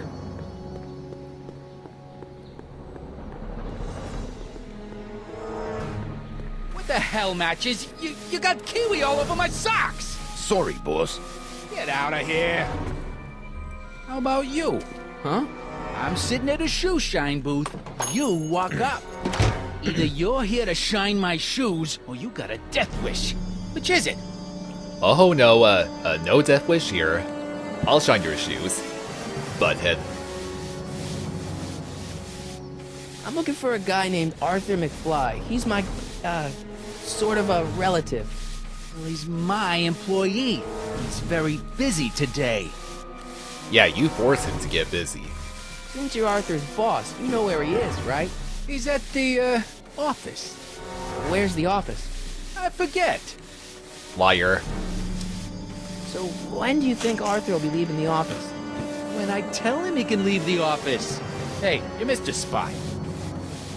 Okay, what about his hat that you confiscated from him? Isn't that Arthur McFly's hat you're holding? It was McFly's hat. Now, it's my peanut bowl. Well, now you know what he's eating. Could I buy Arthur's hat off you? Could you keep your mind on your work, huh? Shoeshine boy? I'm hanging on to my peanut bowl. Yeah, of course getting Arthur's hat's not going to be very easy. Could I have some peanuts? Why not? I'm a magnanimous kind of guy. Go ahead, knock yourself out. Actually, I don't think I would really eat peanuts out of a hat. On second thought, I'm not hungry. Then quit wasting my time. Shine! Alright. Cool your jets.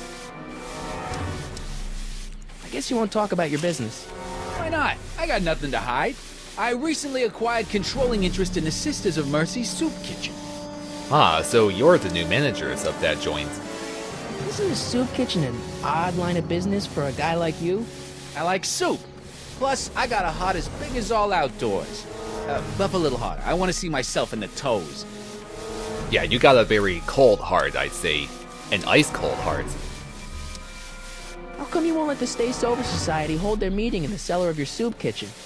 we got other plans for that cellar, and it don't necessarily involve staying sober. Of course it doesn't. Hey, I represent United Charities of Hill Valley.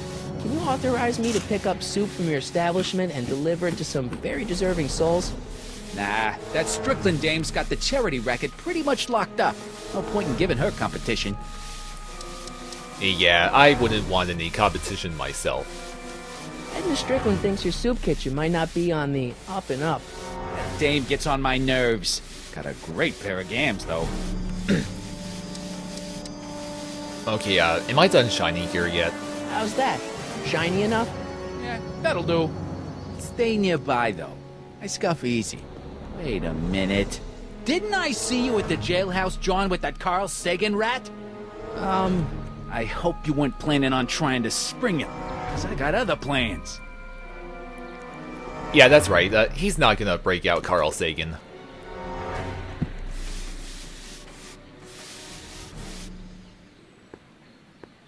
Well, what do you say we go back to the soup kitchen? I'll go back and talk to Kid again later.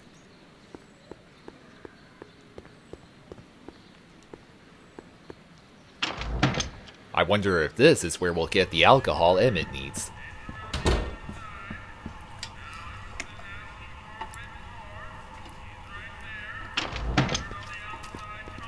Hey, Q-Ball.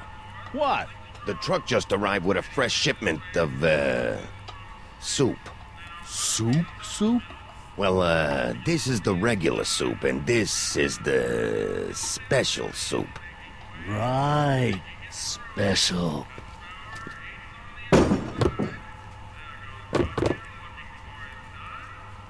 Hey, what are you doing?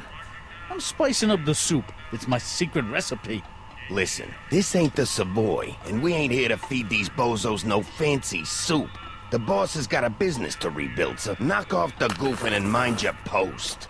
All right. Just try the soup. Well? I can see why you want to keep this a secret.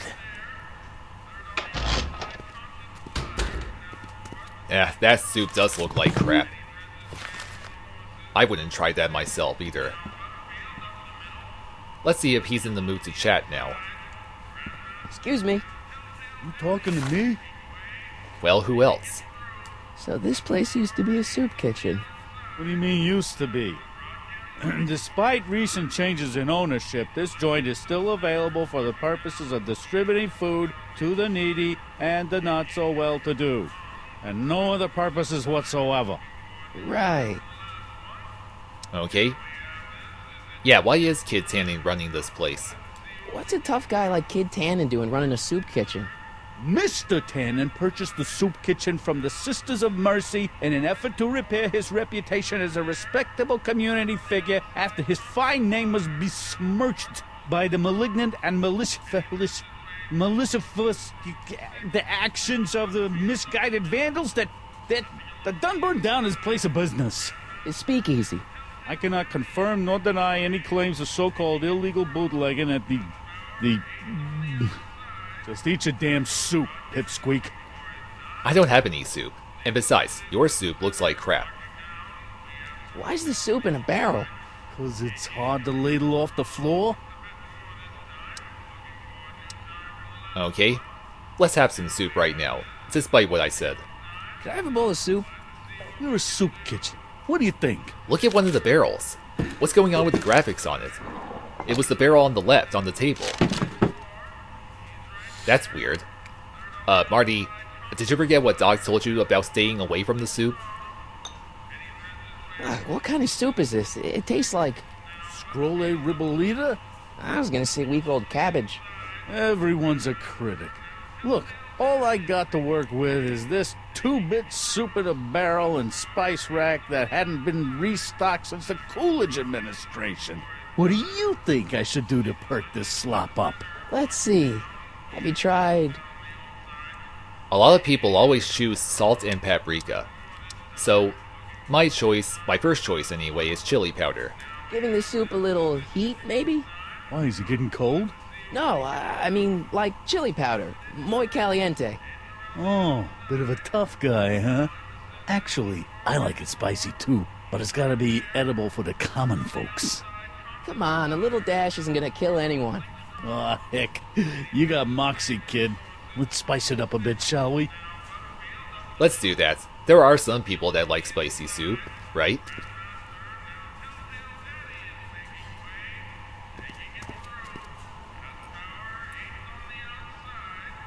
Okay, let me talk to Emmett. He followed me in the soup kitchen. And that guy is still here. How much soup does he have in this bowl? Talk to Emmett, please. The game's not letting me select Emmett. Oh, wait. Okay, let's sit for this first. He just finished adding the seasoning. Okay, talk to Emmett. Huddle up, Emmett. Huddle? Just listen up for a second. Any ideas about how to get the hooch? Hooch? The alcohol, Emmett. One might come to the conclusion that the hooch is being hidden in some of those barrels. You're probably right, but which ones?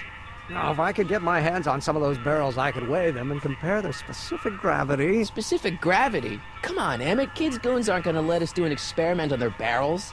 Oh, I suppose you're right. We'll just have to ask the guy behind the counter. What? Ask him if any of his barrels are filled with illegal moonshine? Get real here. Well, I imagined a modicum of subtlety would be used. Subtlety. Right. Okay, I need to choose this next, but... Wait, does he say something else if I choose this? Any ideas about how to get the hooch? Hooch? The alcohol, Emmett. Oh, no, it's all the same One thing. might come I to the can't conclusion skip it that for the some hooch reason. is being hidden in some of those barrels. You're probably right, but which ones? Ask him if any of his barrels filled with moonshine? Get real here. Subtlety, right. My god. In the earlier versions of this game, you'd be able to skip through the dialogue by hitting a certain button, but it's not working for this version for some reason. We'll score that hooch somehow. I'll keep cogitating. I'll choose the other dialogue option later. For now, I'm just gonna leave. Miss Strickland, come for some more soup? Come now, Mr. Donnelly. You know I wouldn't set one foot in this mockery of all that is good and decent if the poor of Hill Valley weren't so dependent on Mr. Tannen's overblown show of generosity. Was that a yes? Just give me the soup before I gag on the hypocrisy.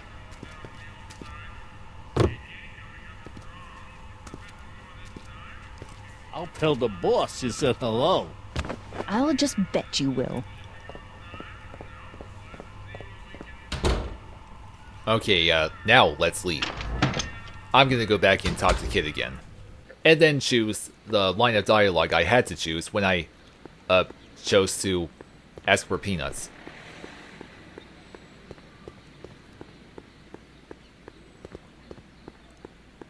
Keep an eye on Trixie. That broad's going all squarely on me. You got it, kid. Well, you gonna stand there like an okie, or you gonna shine my shoes? How are your shoes not shiny enough by now? But anyway. Oh, and also, there's a new dialogue choice, which you only get after you talk to Kid the first time, which is this. About that Carl Sagan guy. I'm sure he wasn't the one who burned down your speakeasy, social club. You're touching a sensitive nerve, shoeshine boy. A little more rubbing, a little less talking. Sorry, but I'm in a pretty talkative mood right now. So, one more thing about that hat. You're testing my patience, boy. I decided I do want peanuts after all. I sure could go for some peanuts. Lucky for you, I'm in a giving mood. Well, that's nice of him. But anyway, this is what I was supposed to choose before. Hey, kid! Yeah? What the hell is that? Hey! Sucker! What'd you do?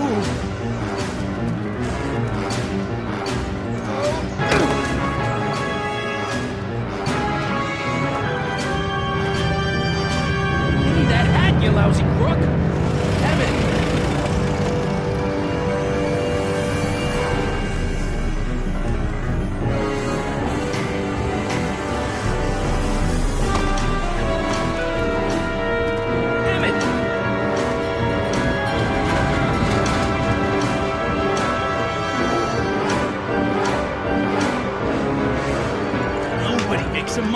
Kid Tannon! Hey!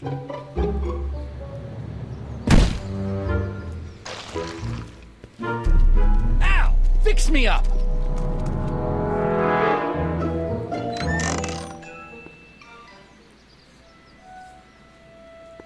Where'd you learn how to move like that? Sandlot football. They used to call me the Streak. Get out! Kid's shoes are gonna need a lot more shining now, after what he just stepped in. But anyway. Now that Marty has Arthur's hat, well, let's see what he says when you examine it. My grandpa may be a little wimpy, but he's got great taste in hats. Okay, he doesn't say anything that gives you a hint, but what you need to do is have Einstein smell the hat. This is how you can track him down. Hey, honey, come here for a sec, boy. Hey, boy, can you find the guy who belongs to this hat? Where's he going? Only one way to find out.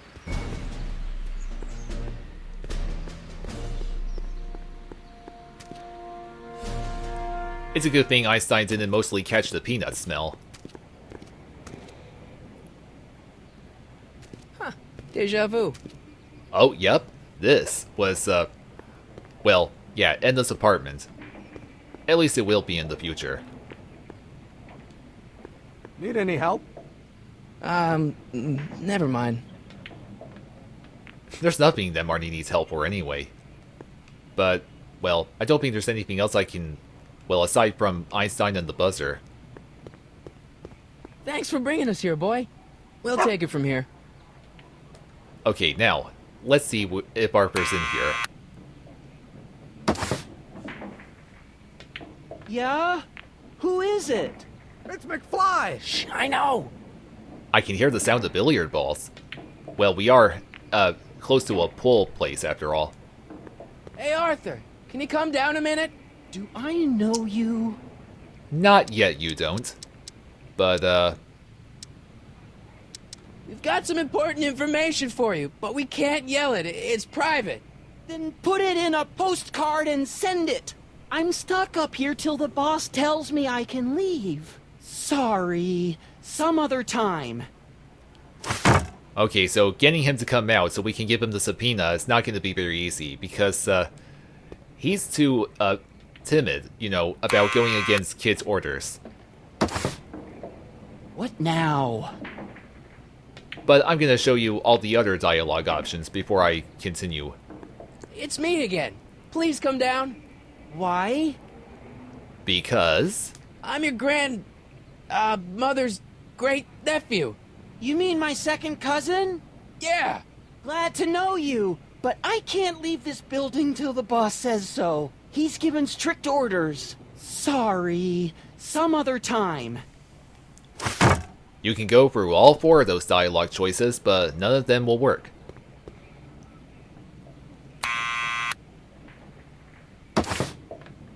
What now? It's me again. Please come down. Why? Well, yeah, we do indeed have something for you. We've got something for you. It's a subscription to the Accountant Weekly. He won't come out if he knows why we're really here. No, right. I'm not interested. And besides, the boss won't let me leave the room. Of course he won't. Sorry. Some other time. And he will say that every time. But just gonna show the last line of dialogue, and then we go back to the town square. What now? Sorry I had to keep disturbing you, pal, but... It's me again. Please come down. Why? And here's the last choice. We represent the law. You don't want to go against the law, do you? No, but I don't want to go against Kid Tannen either. And he ordered me to stay put till he gives the word. Sorry. I know, time. another time, blah, blah, blah. Let's now do what I need to do. We gotta go back to the town square, and when you do, Kid Tannen will return. That's right, boy, follow us.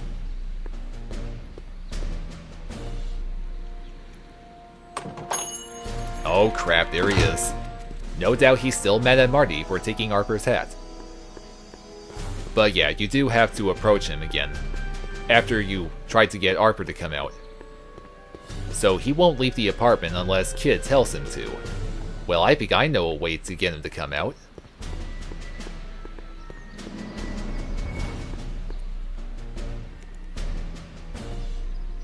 Well, well, look who's back! They say rats always return to the scene of the sinking ship. Get him, Matches! Oh god, the chase continues.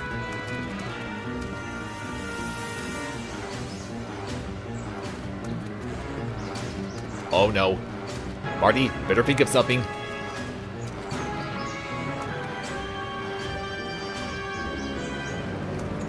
Ha! Come down from there, you son of a bitch! Right now! That's an order!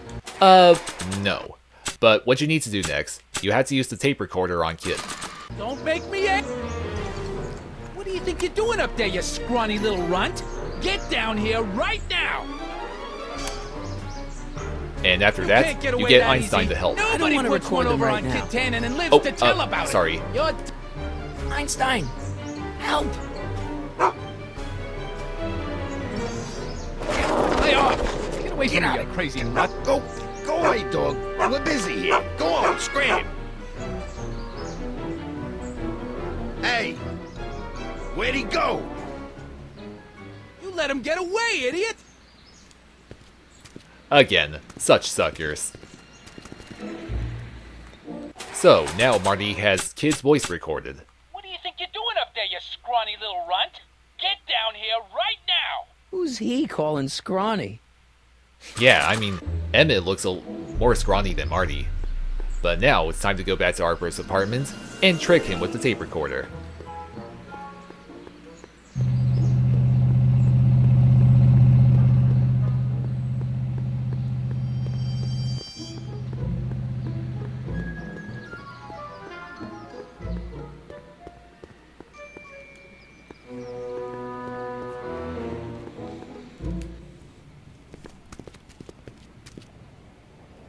Now, let's officially get him out of that apartment.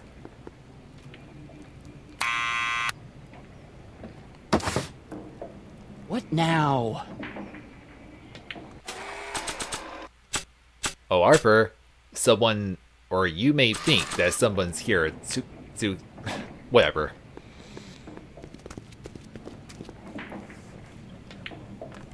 What do you think you're doing up there, you scrawny little runt? Get down here right now! It's Kid. Right away, boss. You fool. Where's Kid? And now, as we said, we have something for you. Arthur McFly? Yeah? Got something for you. Thanks. A subpoena? Ordering you to appear in court and provide evidence in the investigation into... Kid Tannon? Take it back! You can't get rid of it, Mr. McFly. Once you've been served, it's your duty to report to the court at the earliest possible time. Failure to do so could lead to a warrant for your arrest. Arrest! But Kid'll kill me. Stupid Artie. Holy cats, what am I gonna do? I suggest you avail yourself to the protection of the court. Oh gosh. Okay, what the heck happened to the subpoena? It was invisible at first.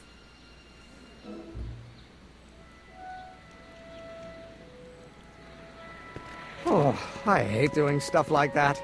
But I won't have to much longer. No? Once we get that 190 proof alcohol and build my rocket drill, my future will be set and I'll be able to quit this crummy job. Oh, right. Good for you, Emmett. The subpoena's been delivered, and now it's time to go back to the soup kitchen and officially get that barrel of alcohol.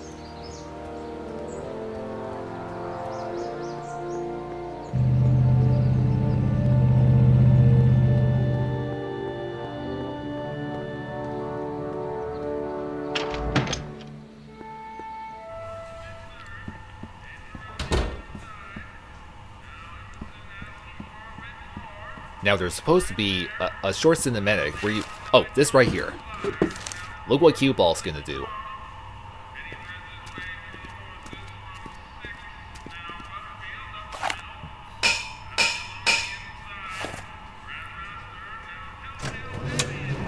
Oh my god!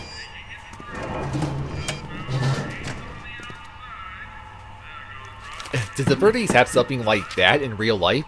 There's no way. There's definitely alcohol in those barrels. But how am I gonna get them?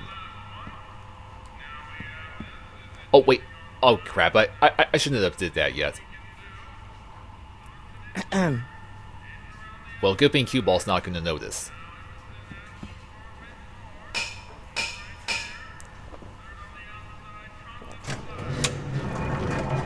I meant to talk to Cue Ball first before doing that. Nope, nothing happened here. Just go back to your paper. Oh boy, more alcohol already. But anyway. What is it, kid? I have another idea for your soup. Okay, I've got some more ideas about your soup. Do tell. Let's see. Have you tried Adding some parsley? parsley? It might help to, complement the mellow flavor of the cabbage. Compliment the mellow... What are you talking about? Trust me. You might be onto something, kid. Let me see what I got. Yeah, sure, Marty's onto something.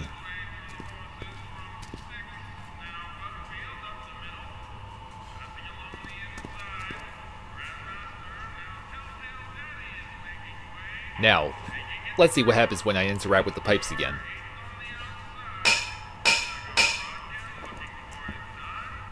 Look at this.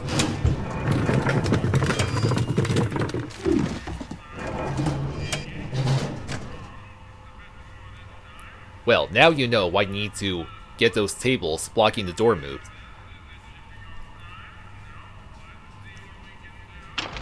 And by moved, I mean, blocking the barrel so they don't fall off. Oh yeah, and I still haven't interacted with this counter flap yet. Hey, where do you think you're going? The kitchen? The kitchen's for management only, rummy. Okay, I'll stay out of it then. But no, you really can't go past that counter flap. But I need to talk to Emmett again, and then choose that other line of dialogue. Emmett. Yes? Oh, I haven't seen this one yet. Obviously, this kitchen isn't the speakeasy. Indeed. This must be some sort of front meant to cleverly and legally obfuscate the existence of a hidden establishment of ill repute. Perhaps in the basement. Right. That might explain the elevator. Now let's finally choose this. Emmett, I can't get into the door over there. Those tables are jamming it shut. The door? So your plan is to just waltz in there and take a barrel of alcohol? No, of course not. That would be stupid, right? I'll say. Still, I'd like to get that door open. I can't do anything from out here. Well, it's a simple matter of physics. A lever, some sort of stop. Let me see what I can come up with. Okay, he's gonna get the tables propped up, and you just gotta roam around a bit until he says something. Eureka! Right there. That was fast. He's got those tables propped up. Now I can get the alcohol.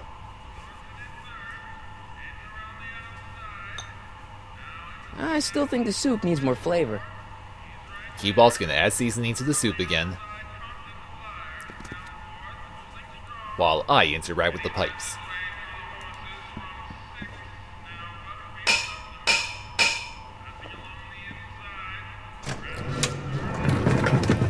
Bingo. More soup? Please. And tell Kid that soup or no soup, he's not fooling anyone.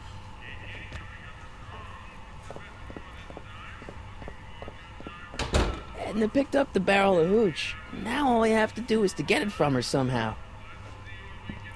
Okay, how Cue Ball didn't notice the, whatever that shelf is called, tipped over like that is... No, that's not important. Gotta get that alcohol from Edna now.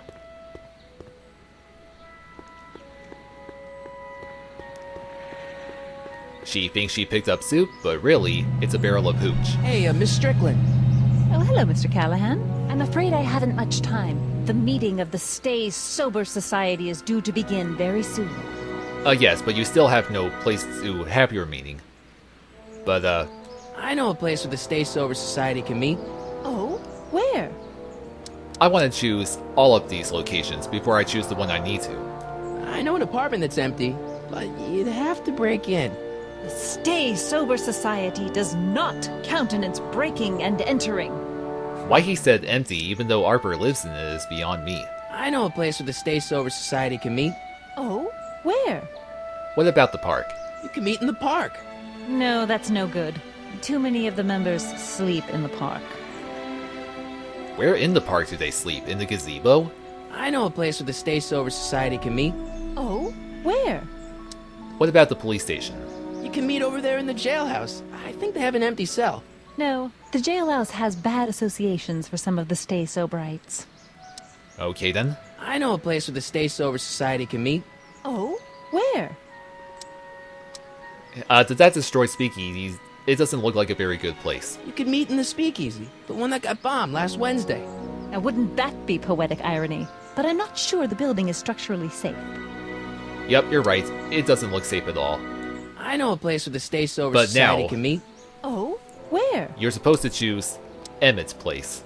The Brown residence. You mean Judge Brown's place?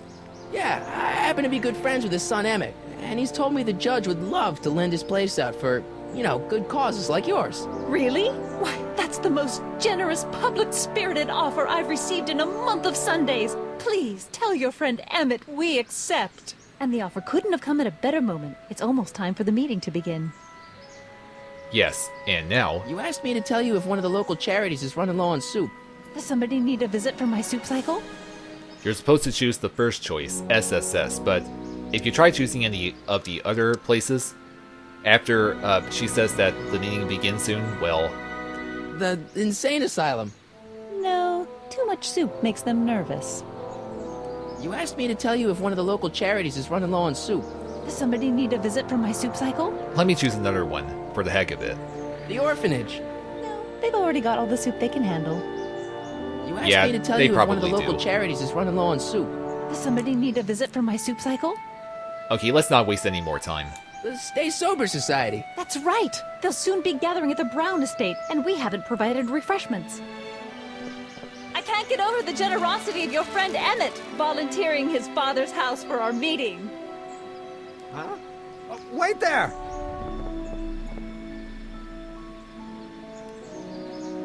Harry! What in the name of Thomas Alva Edison do you think you're doing? Don't you get it? You need alcohol to run your drill, right? Those bootleggers at the soup kitchen won't let us get our hands on any of their hooch. But we can get Miss Strickland to pick it up for us and deliver it right to your door. No, out of the question. Why? I can't just let strangers invade my parents' house. What do we know about these people? I'm sure they're well behaved. They're really polite. We don't know that. They're a bunch of really great guys. We don't know that. Okay, how about this then? They're sober. It says so right in the name. Well, okay, but Pop needs his peace and quiet at the end of the day. This meeting is sure to be too noisy for him. Yeah, I wouldn't like a lot of loud noise either. So get your dad a pair of earplugs. I can't tell my father to wear earplugs. What's wrong with a little noise? It'll be like a party. My Pop is not the partying type. Oh, I bet he's not. They'll be quiet. You'll be quiet, right? Oh, yes! I play my tambourine very softly. You hear that? Yes, but... But what? But it's still impossible. Not to me, it's not. Think of the Stay Sober Society. What'll happen to them? They can all fall off the wagon for all I care. Man, how disrespectful. I promised Miss Strickland. It means so much to her. The answer is still no. Okay, fine, screw this. Okay, forget the whole thing. We don't have to test your rocket-powered drill tonight. We don't? No. I'll take the train back to Washington and I'll tell the folks at the office to give the patent to Dr. McCoy. Wait!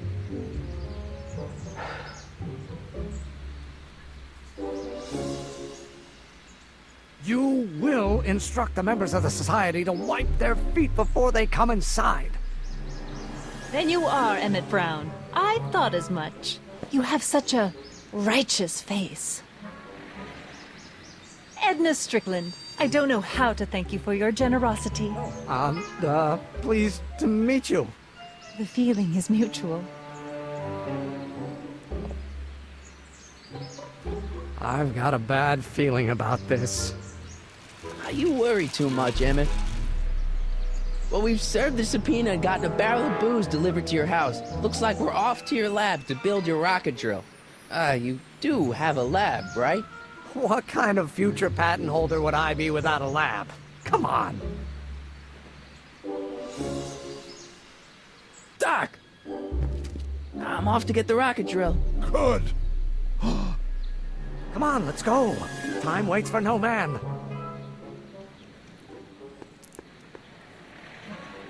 Coming up next is my favorite part of the whole chapter. Are you sure this is gonna work, Emmett? Don't let the ramshackle nature of my laboratory fool you. If all goes according to plan, we'll soon be in possession of the most powerful rocket fuel known to man. That's great. How? Oh, it's very simple.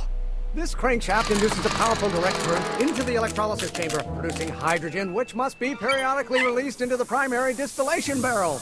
While tending to the hydrogen, we'll also need to regularly sprinkle these shredded protein flakes into this aquarium of tuber bacteria to generate the necessary nitrogen to catalyze the reaction. Cool. Oh, hot! Extremely hot! The temperature of the reaction must be kept at a steady temperature of 623 degrees Kelvin by carefully pumping these bellows. Any questions? You call this simple, Emmett? Are you for real? But anyway. Emmett? Why is there a brace of drunkards gathering on our lawn? Sweet fancy Moses, it's my father! So? So, he doesn't know I'm engaging in acts of scientific exploration in here. He thinks this is where I go to pour through my law books. Oh. You tend to the reaction. I'll try to get rid of him. Tend to the what? Can't we just start over after he's gone? It's too late. The reaction's already started. Don't worry. I'll try to help you out where I can. But... Emmett? Coming, Father! Father! Don't you father me, child. Now, the reason why this is my most favorite part of episode 1 is because, well, Marty does indeed have to tend to the reaction, but what you have to do is listen to what Emma says, like to the words that he emphasizes, and depending on what he says, then you have to interact with the correct mechanism.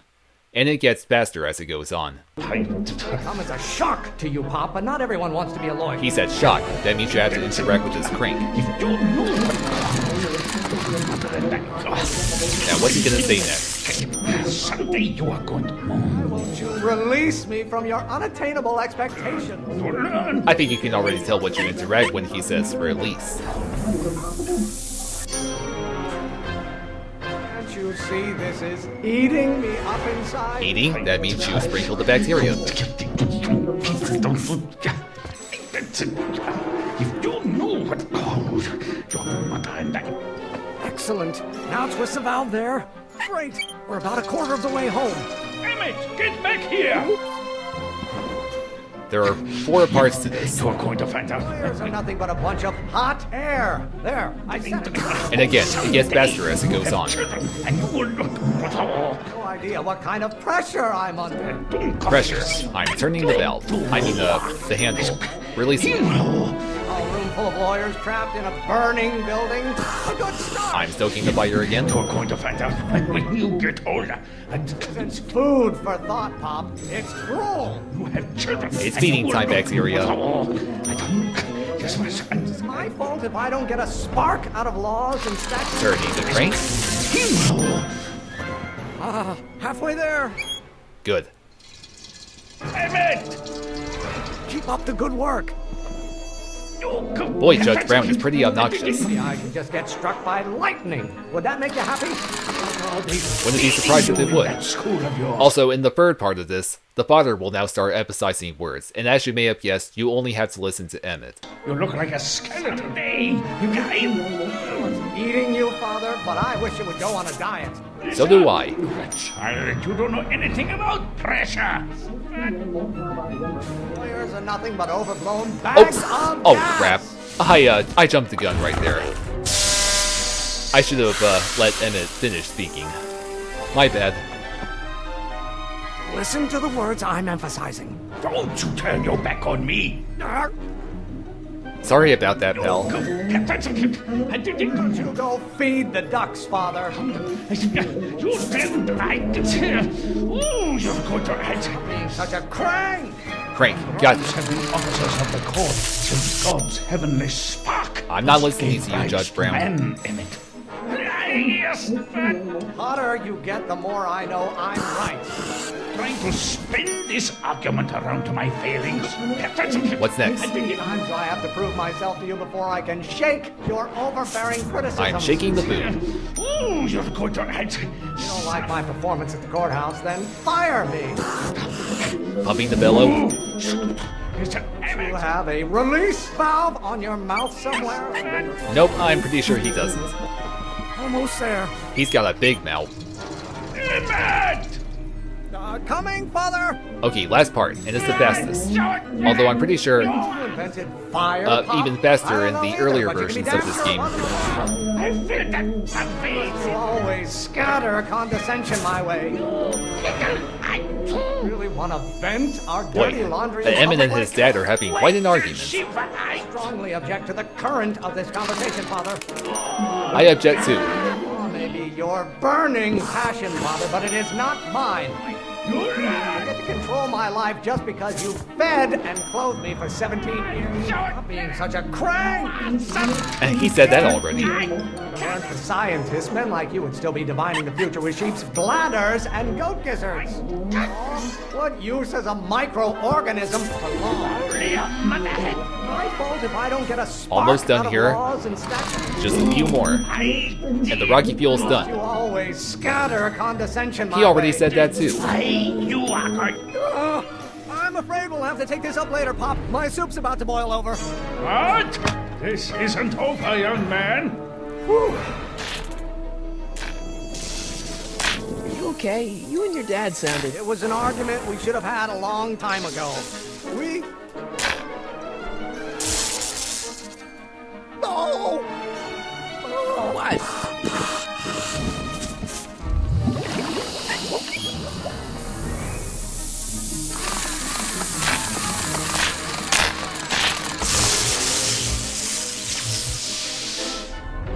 Eureka! Now all we gotta do is fuel up the old rocket power drill and you and I can... take it and go. But don't you want to test it first? No time. The last train for DC leaves in just a few minutes. All right. You've got to get this baby to the U.S. Patent Office. Exactly. So tell me, Harry, when can I expect to hear back from the Patent Office? Again, all three of these, have the same result. Oh, in about, I'd say... I can't. Huh? Emmett, I'm not from the patent office. I don't understand. I lied to you, but I didn't want to. It was the only way I can get you to trust me. See, there's somebody who's in big trouble. Someone very important to me, to both of us. I can't tell you who, but I need to save him tonight, and I need your invention to do it.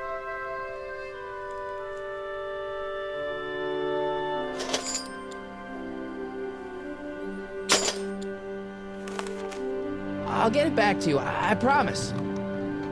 And, Emmett,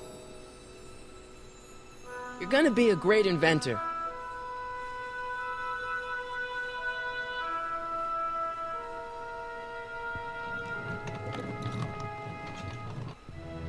Wait! Keep the throttle at about 8.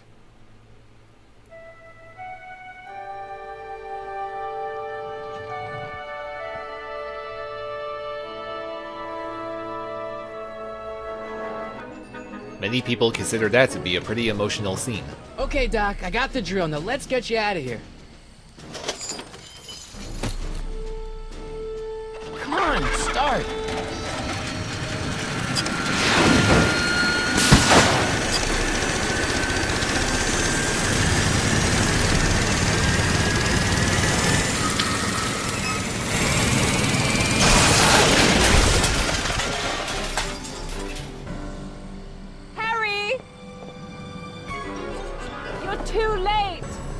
Wait!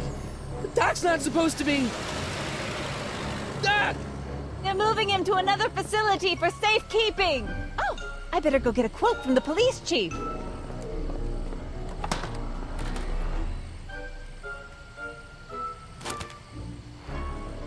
Paddy wagon intercepted. Suspect slain. And they're still after him. How am I gonna rescue him now? My god, the newspaper was invisible for a second as well. But unfortunately, Doc is of course, he's still gonna get killed out there. There's no way Edna's bike is gonna be fast enough to catch up with that paddy wagon. Or is there? There is a way to make that bike go a lot faster. At least the rocket part came out of this in one piece. Yep, I think you can already figure it out. Marty's building himself a rocket-powered bike.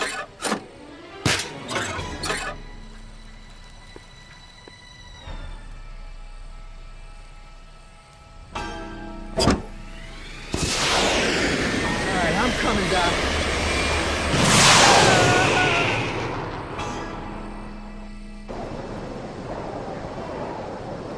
Episode 1 is almost over.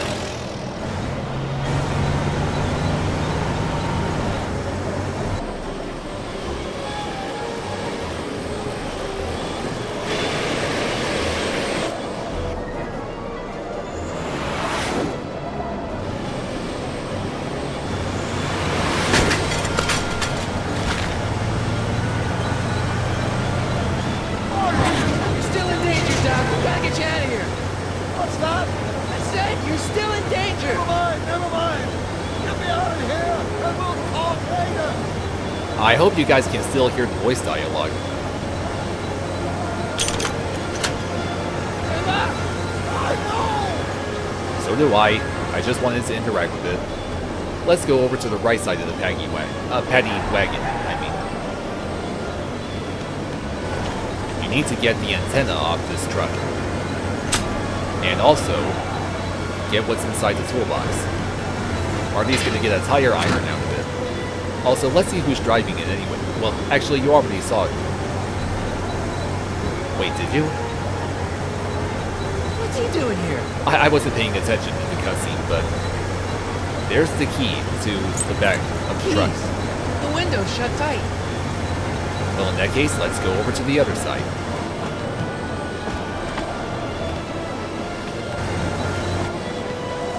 Uh-oh, there's a spare tire in the way. It's a good thing I got this.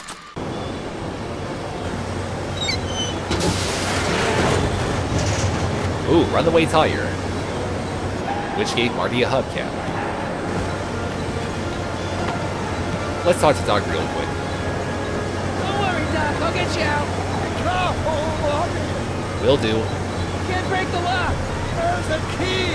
Well, it's probably up front. Yeah, and Marty already saw it. Keys are on the dashboard, but I can't reach them. You need a contraction of pertinence. What? A reach extender. Okay, and in case you don't know who's driving. Kid Tannen's driving the truck. Tannon. That explains a lot. Okay, enough of this. I'll be back. I'll wait right here. I gotta get those keys. This is where the antenna comes into play. This is the reach extender you need. But it's not gonna work while the kid's looking. After that, you talk to Doc again, and he'll distract Kid. I need a distraction. Leave it to me. Hey, driver. Now you go for the keys. Fast. I object to your tone of voice. I find the seat distinctly uncomfortable. You have a pillow I can sit on. Hey, I'm talking to you, driver. Don't ignore me. You. Thanks, Doc. I guess that's why they call you the Streak. How did you know that? I have my sources. He sure does. Okay, time to get Doc out of there. Keys, work your magic. Stand back, Doc.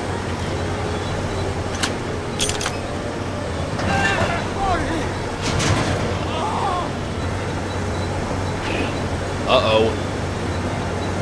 isn't good. How many bullets has he got in that thing? He only shot a few times. Yeah, I can see. Look, he's such a bad shot, huh? Better get that done before I lock them down. And good thing I know how. This is where you use the hubcap. Where are you? Ow! Son of a bitch! Yeah, I hope that hurt. You need to get the gun and shoot the shackles. You can even select Doc when you select the gun. But either way, Marty will shoot the shackles. This is a rescue. That's the idea. Boy, they're both hanging in there now. Got any ideas?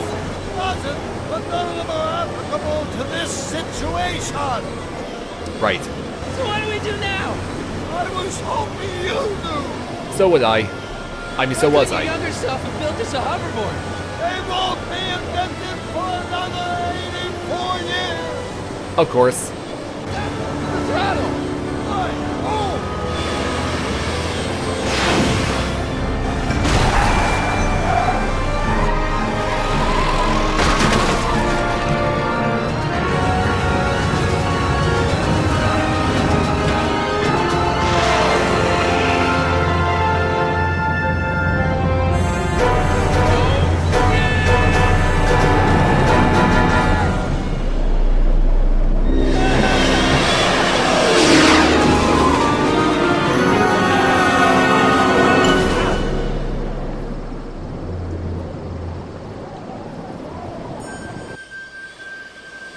Doc, are you okay? I'm fine. But I wonder what sorts of bizarre repercussions my younger self's invention of a flying bicycle will have on the timeline. Did you know that would happen? I had a suspicion. I never could keep those rockets from exploding. So, what do we do now? Now we get back to 1986 before our interactions with the past inevitably cascade into a calamitous future. Where'd you leave Einstein? Doc? He's not in the pound, is he? No, I think we've got bigger problems right now. Great Scott! Holy crap. Marty's fading away for some reason. But why? Well, of course, that won't be revealed until episode 2.